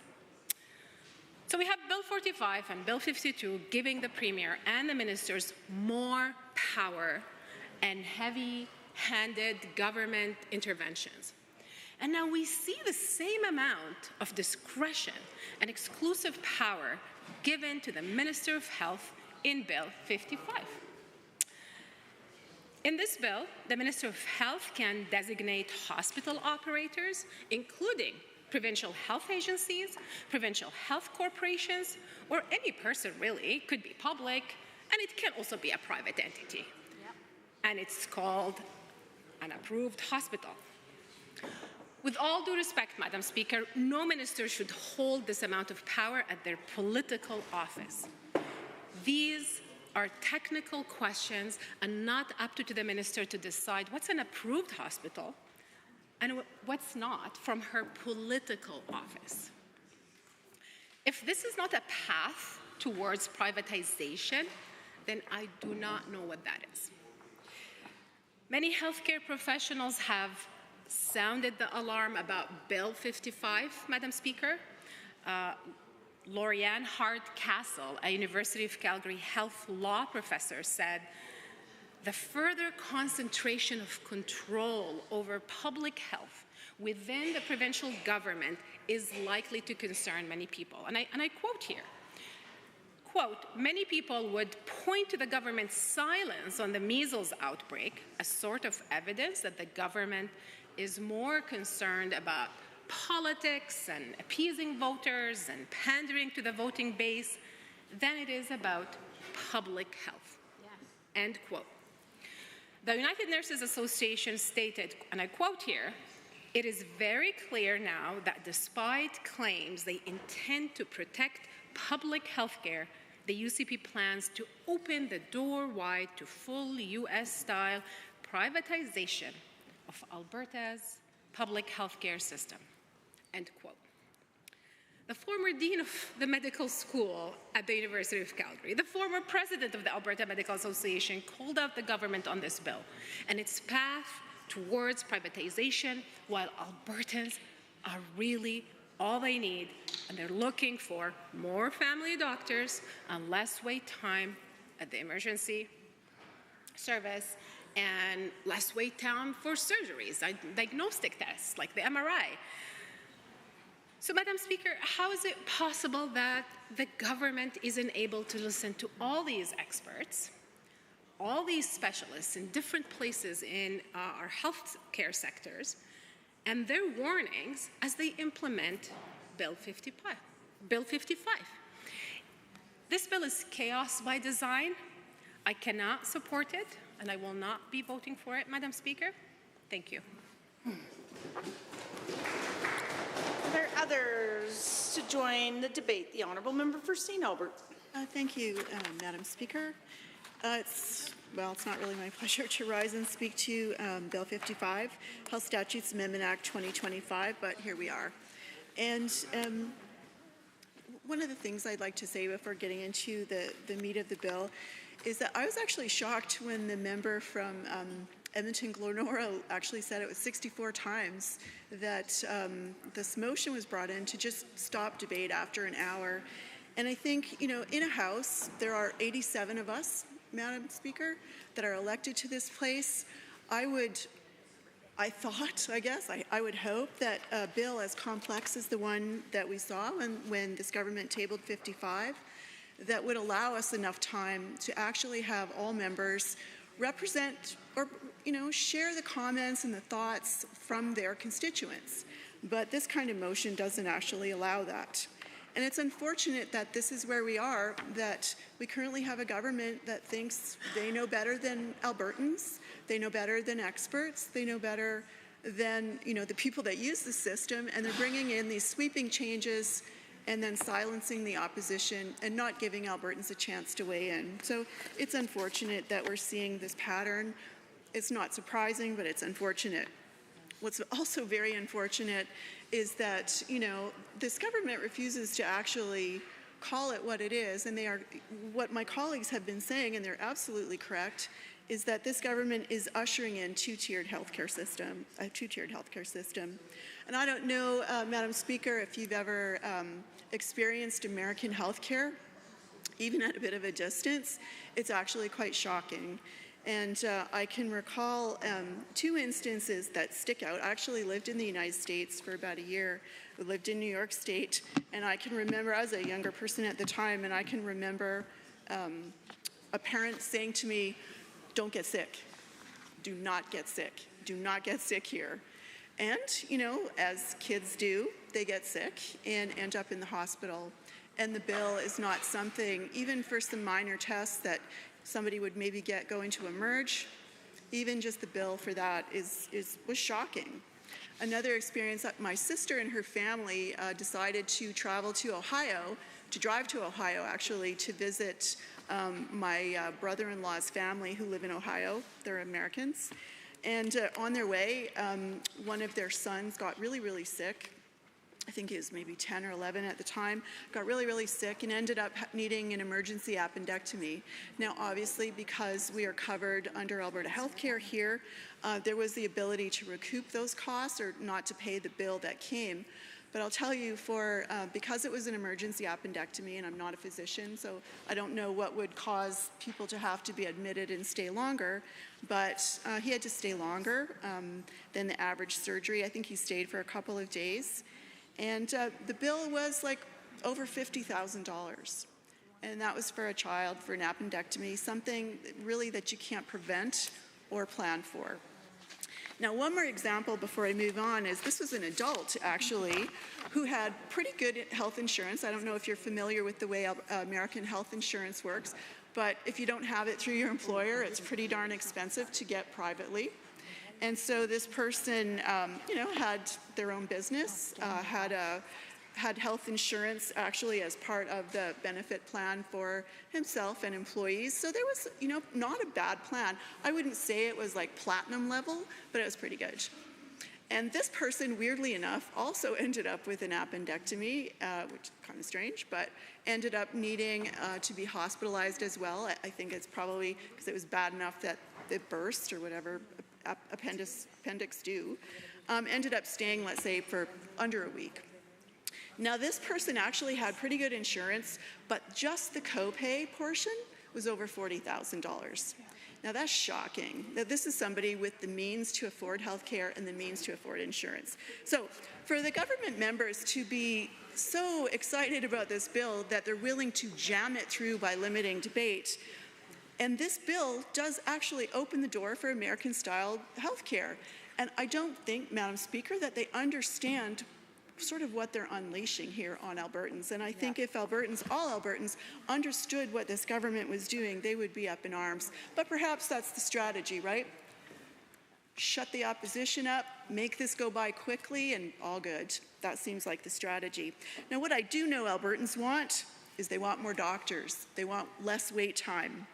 They want publicly funded, publicly delivered health care. They want health care that meets their needs where they are, and that's not what they're getting. All of us, I'm quite sure in this chamber, have had casework or phone calls or email from constituents that are waiting on a surgery. Perhaps it's a knee or a hip or a shoulder, whatever it is. We're all hearing stories of extended wait times, so people are having to get more opioids, let's say, to manage the pain. Their quality of life has just tanked. They're stuck at home. Relationships are strained because of the pain. People have lost jobs. People have had to leave jobs because of extended wait times. And they don't seem to be getting any better, Madam Speaker. But those are the things that Albertans want. They want more doctors. They want better access. They want publicly delivered. They want to know they will not have to pull out their credit card or their debit card to pay for healthcare services. But that's not what this government's doing. What we're getting instead are cutting and privatizing, and I wish this government wasn't inspired by the Republicans and the Trump administration, but they really do seem to be, because this is the direction that we're going.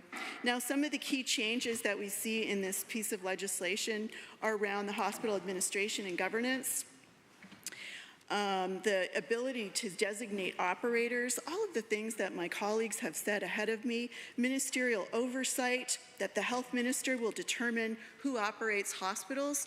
I don't know about you, Madam Speaker, but I would suggest that a politician is not the ideal person to make these decisions. We also have the mental health and addictions and the seniors, community and social services ministers playing sector ministers, as they're called, playing key roles to oversee and improve how administrators and staff operate in their sector. I don't know about you, Madam Speaker, but I don't think politicians, particularly these ones, are well placed to make these kind of decisions.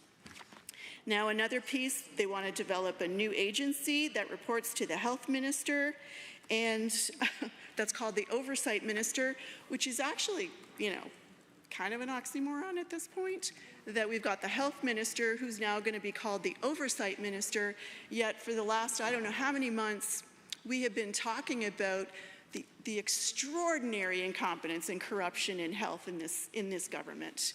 We know that there's bloated contracts. We know that there's corruption. Well, we know there's lots of incompetence, and yet we're going to give this minister more opportunity to drop the ball, as it were. So we're changing from Alberta Health Services, one body, to 4 sector-specific governance model bodies. And you know, this seems to be a pattern, Madam Speaker. You know, in this government likes to say, oh, it's the NDP's fault. We're just cleaning up their mess. Oh, it's the NDP's fault. In the last 50 years, 50, NDP have been in government for 4 of the last 50. So I'd say it's time for this government to start taking responsibility. But in the last 50 years, we've seen some wicked pendulum swings from centralizing, decentralizing, centralizing, decentralizing, and it doesn't actually ever really seem to improve things. It just really sort of points people in another direction. Look at this. It's a bit of a distraction. You know, it's kind of funny for a government that likes to pat themselves on the back so much about cutting red tape. They've just blown that up. They're just not calling this red tape, but that's what it is. Now, there are a lot of concerns that we have. We're concerned about the centralization of power and the potential for mismanagement. Now, I think just the fact that there's potential for more mismanagement should alarm this government, because we've already seen their track record over 6 years, and it is dismal. I also worry about the politicization of public health decisions. I mean, come on. We've seen examples of this again and again and again, and I thank my colleague from Calgary-Glenmore for pointing out the measles disaster that we're currently in. We should not be talking about this in 2025. This should not be an issue in 2025, yet here we are. You know, I think most of us in this place can remember what it was like under then Premier Jason Kenney. Now, listen, I am no fan of that fellow. And when he brought in the public health rules that he did based on some science, based on facts, and based on experts. And I think that was a time that we in the opposition could actually support decisions, because we were being pointed to actual facts that led this government to make a decision. What's really odd about all of that was the vehicle that caused him to get tossed out. He was replaced and ushered in this whole new government that is very much anti-science, anti-expert. Wow. And so there is all kinds of reasons to be worried about this bill. The erosion of independent oversight, the negative impact on the healthcare workforce, to even just name a few more concerns. So there are a lot of concerns, and I know that a lot of my colleagues have things to say. So with that, I will take my seat. Thank you. Well done. The honourable member for Calgary Elbow. Speaker. So many of my colleagues have so far talked about the creeping specter of privatization that embeds this doorstop of Bill 55. Again, as my colleague, the MLA from Mountain View, has pointed out, is being jammed through with. I think this is the first legislature working day since this bill has been put in place, and so. With maybe just a shockingly short period of time, this piece of legislation is being rammed through with very unknown consequences. I say unknown because they're a little bit uncertain, but we do know what American-style health care means for us as Canadians. 14 million Americans have medical debt exceeding $1,000. 14 million Americans have medical debt exceeding $1,000. 3 million Americans have medical debt exceeding $10,000. Medical debt and associated debt, such as trying to pay your medical debt with credit cards and home equity loans, is actually the single largest cause of bankruptcy in America. The single largest cause. Americans spend far more of their economy, far more of their productivity on healthcare than Canadians do. In the United States, 10.7% of GDP, 16.6% of GDP in the United States is spent on healthcare spending. The the similar number in Canada is 11.2%. That means that Americans spend on average 6 percentage points more of their GDP. 50% more of their economy is spent on health care than it is in Canada. These are statistics from the OECD. Now, what do Americans get from that? Well, it turns out that they have 6-year lower life expectancy. Life expectancy in Canada is 81.6 years, and in the United States is 76.4 years. So that means that you're getting, in the United States, in the American healthcare system, you're paying more and you're getting less, which is obviously why this UCP government is so fired up about this whole concept. Because there's nothing like spending, $600 million for the Turkish Tylenol guy here and an extra, couple $1 billion for private surgical contracts there, and just spending and spending and spending for nothing that really seems to get them fired up. Other outcomes? Well, 7.7% of Canadians are diabetic. It's in the United States, it's 10.7%. 3 percentage points of the population greater in the United States is diabetic, despite all of their spending, despite spending 50% more of their economy on healthcare spending. Now, so why does the government want to do this? Why does the government want to do creeping privatization? The answer is, of course, sovereignty, which is what it leads back to. The Free Alberta project, it's going to be a lot tougher for people to vote against Canada when they're losing their health care, when they're losing their strong public health care that they deserve, which is the foundation of this country. So better take it away first. Because that way, when you were joining the United States, we're not losing anything. This is a shocking statistic. 1% of the US federal budget is spent on dialysis. That's not like 1% of the health budget. 1% of the US federal budget is spent on dialysis. It's 6 times more than they spend on NASA. There's weapons programs that don't cost as much as dialysis does.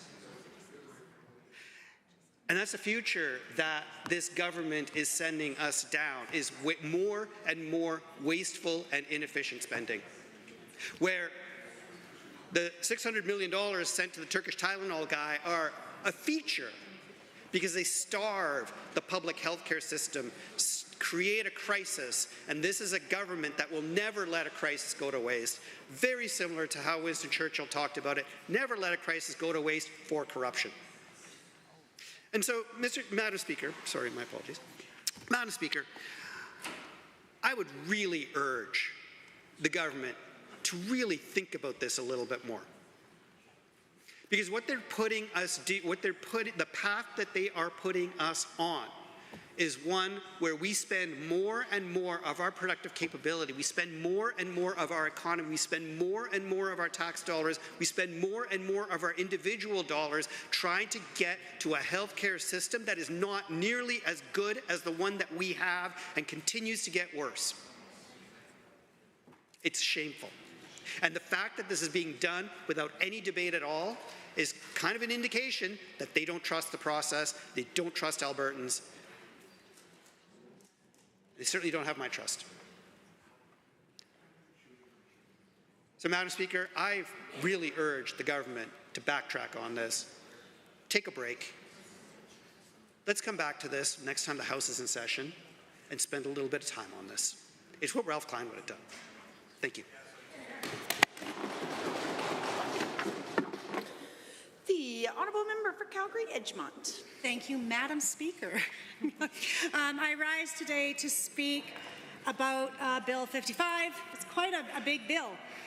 And it's amazing that we only were given this last week, and now we're only going to have 4 hours to debate it with all of these MLAs that are probably going to want to get up and speak on behalf of their constituents. It has serious consequences that it carries for the women in Alberta. Because this isn't just a health bill. It's a power shift. It's a privatization framework. It's quite rollback of transparency and public accountability. And at every stage, it's women, especially vulnerable women, who are the ones most likely to be harmed by this bill. Let's begin with the question that hasn't been answered.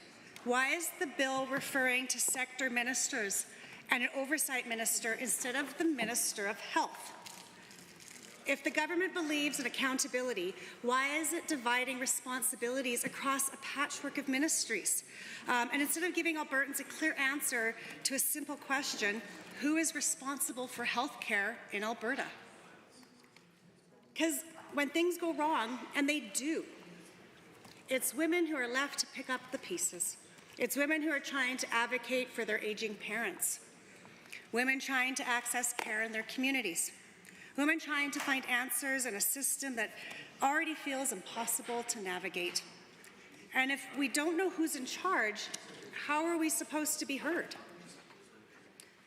Now, let's look at how Bill 55, who is allowed to operate the hospitals. The bill says the minister can designate a hospital operator if they're satisfied that the person, and yes, that includes private corporations, is capable of delivering the services. There's no requirement that that operator be public. There's no protection against for-profit decision-making. There is no clarity for service expectations. So let's ask the question that the bill refuses to. Could a corporation like TELUS be approved to operate a hospital like the Children's Stollery?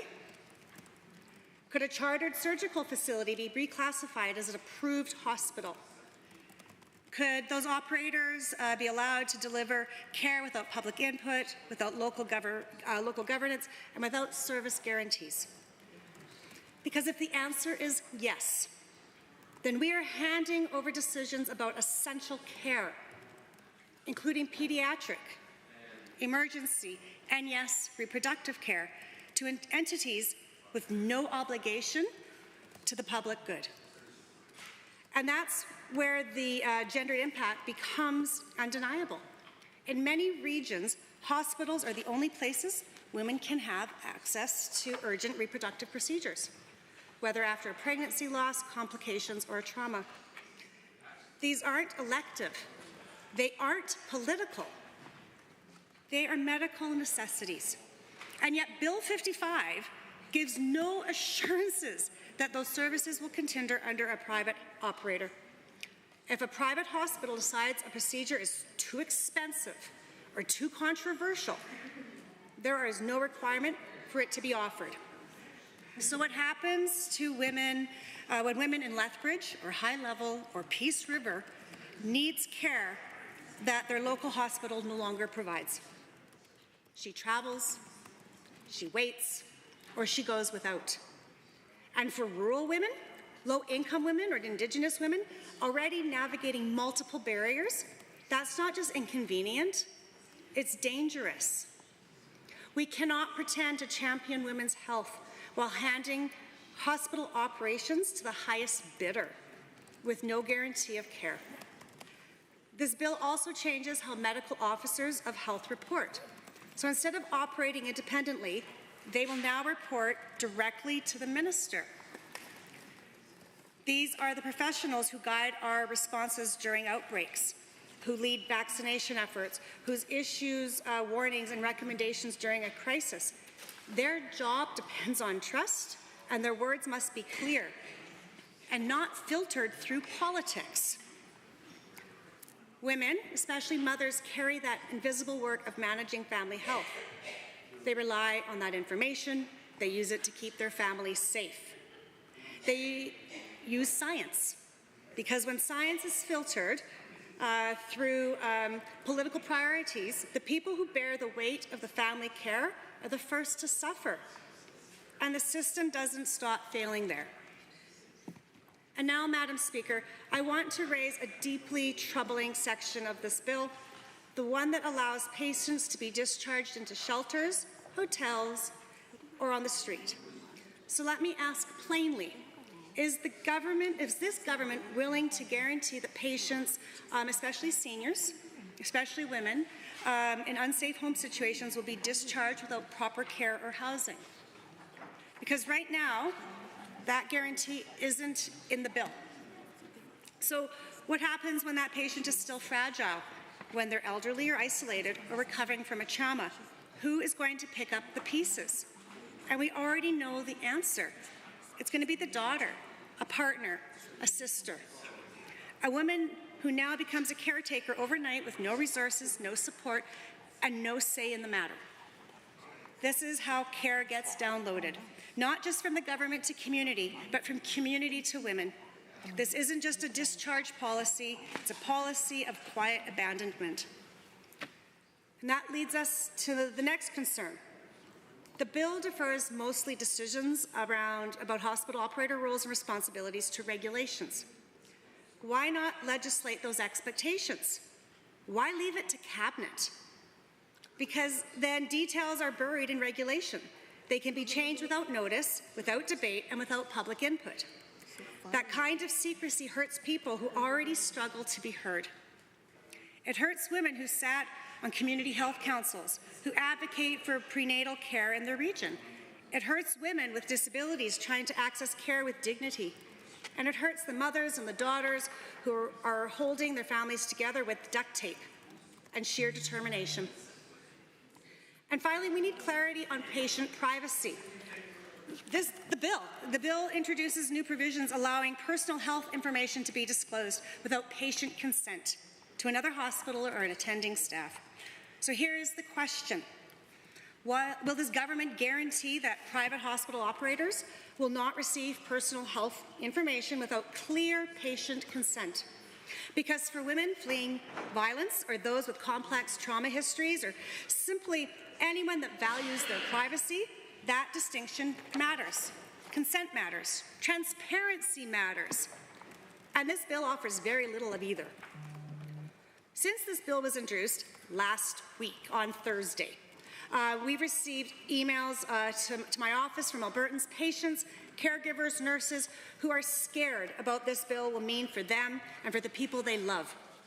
And I'd like to read a few of them into the record today because it's their words that deserve to be heard, and these are the people that I have been elected to represent. Ibrahim writes, "My name is Ibrahim, and I am a constituent of Calgary-Edgemont. I'm writing today to express worries surrounding Bill 55 and the overall direction the Alberta healthcare has been trending under the UCP. Over the past few months, a few developments have been alarming. The decentralization of the AHS, which risks fragmenting the healthcare system, ultimately reducing coordination, compromising quality of care, especially in rural areas, and opening the door for further privatization to fill in the gaps. Reliance on faith-based providers such as Covenant Health, denying access to health care for many people such as LGBTQ+ individuals and those seeking reproductive care and end-of-care life. Now, Bill 55, which would allow hospitals to be turned over to the private operators who could charge patient fees. This fundamentally opposes the principles of universal health care and opens the door to a tiered healthcare system based on ability to pay. It is also concerning that Bill 55 would result in the further politicization of healthcare decisions, centralizing power to the cabinet and sidelining medical professionals.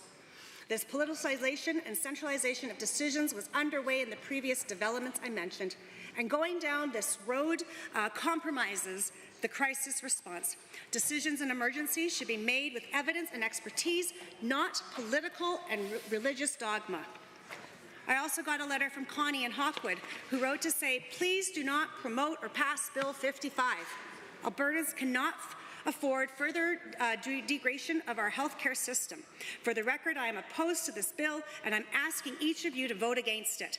Thank you for supporting your constituents and all Albertans through your opposition and destructive legislation.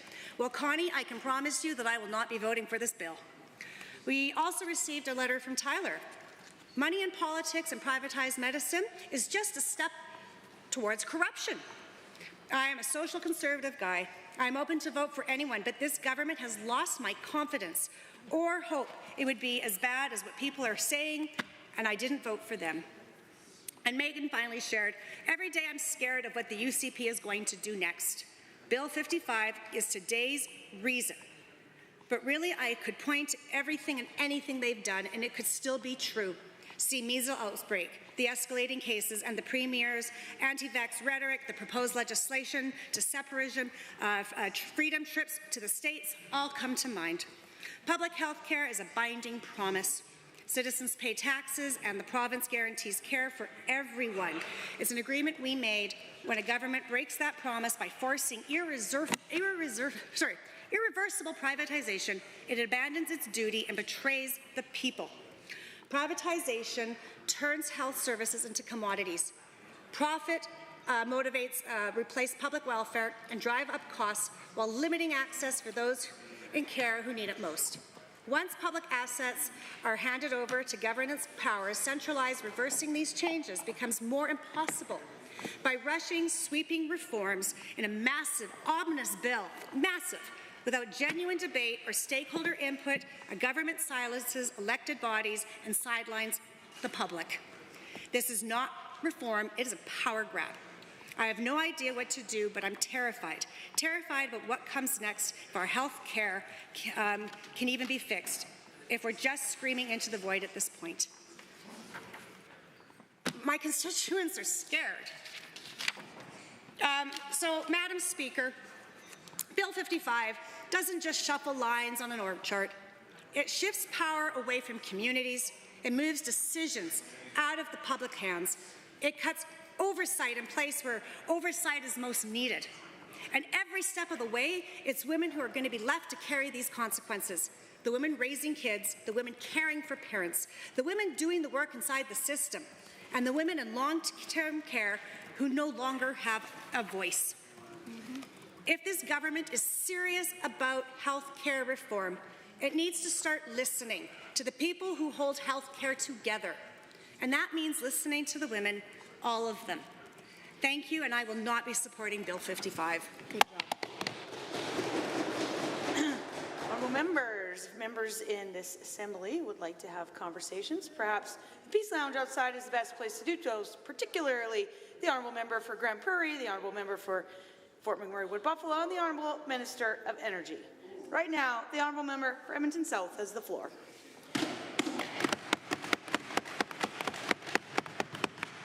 Thank you, Madam Speaker. As I rise here to speak to Bill 55, which introduces significant changes to Alberta's health system, particularly in hospital administration and governance. These changes mark a major shift in Alberta's health system, moving away from Alberta Health Services towards a four-sector specific governance model. And despite what the Minister of Health has said many times in this chamber, this bill looks like a huge step towards privatization of Alberta's healthcare system. And it's incredibly problematic on many, many levels. Clearly, what this government is saying versus what they're doing is at great odds with the values of Albertans. So how can Albertans even trust this government? Allowing Bill 55 to pass would cue things up for the government to very quickly turn over public hospital infrastructure to be operated by private for-profit interests, something they've been building the groundwork to do for many months. Bill 55 will continue to a redistribution of responsibilities and healthcare workers started last year by moving all public functions out of Alberta Health Services.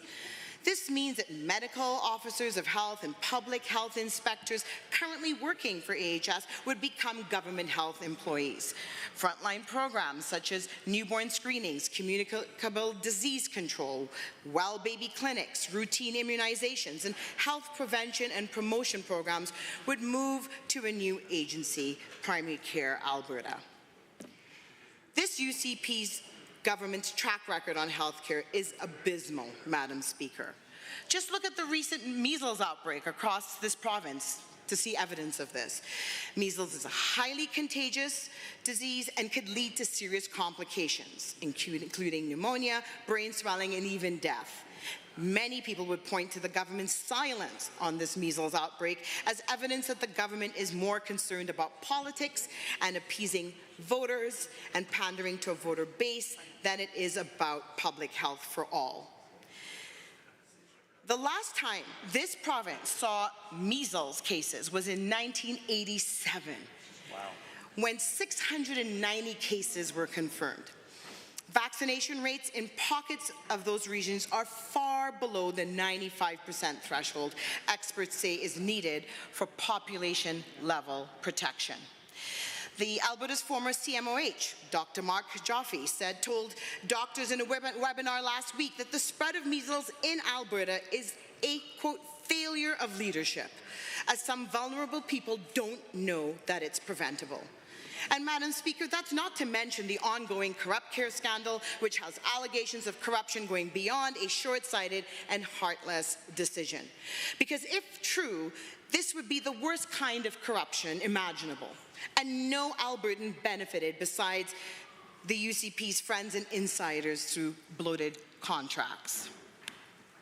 And hundreds of millions of taxpayers' dollars might have been wasted through these bloated contracts. This isn't just politics. It's money out of Albertans' pockets, money that should have gone to their health care.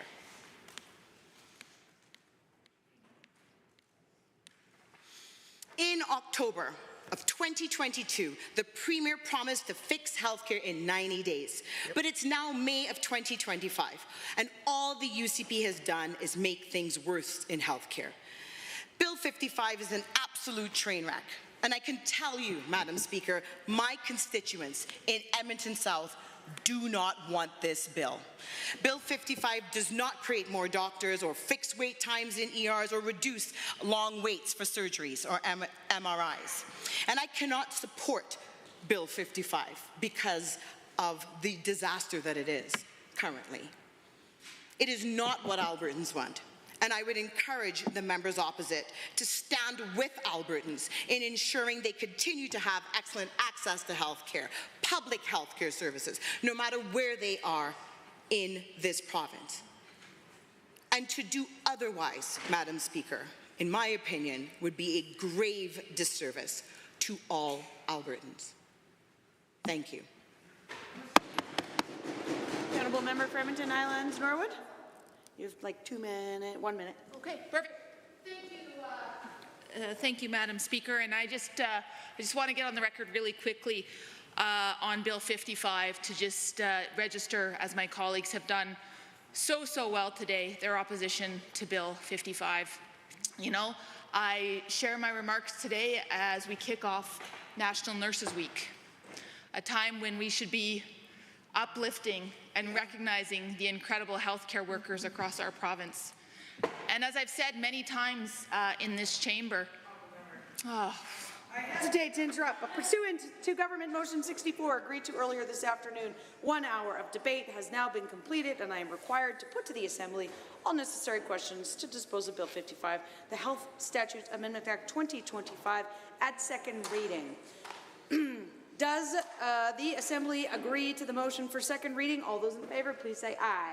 Aye. Any opposed, please say no. No. That is carried. A division has been called. Ring the bells.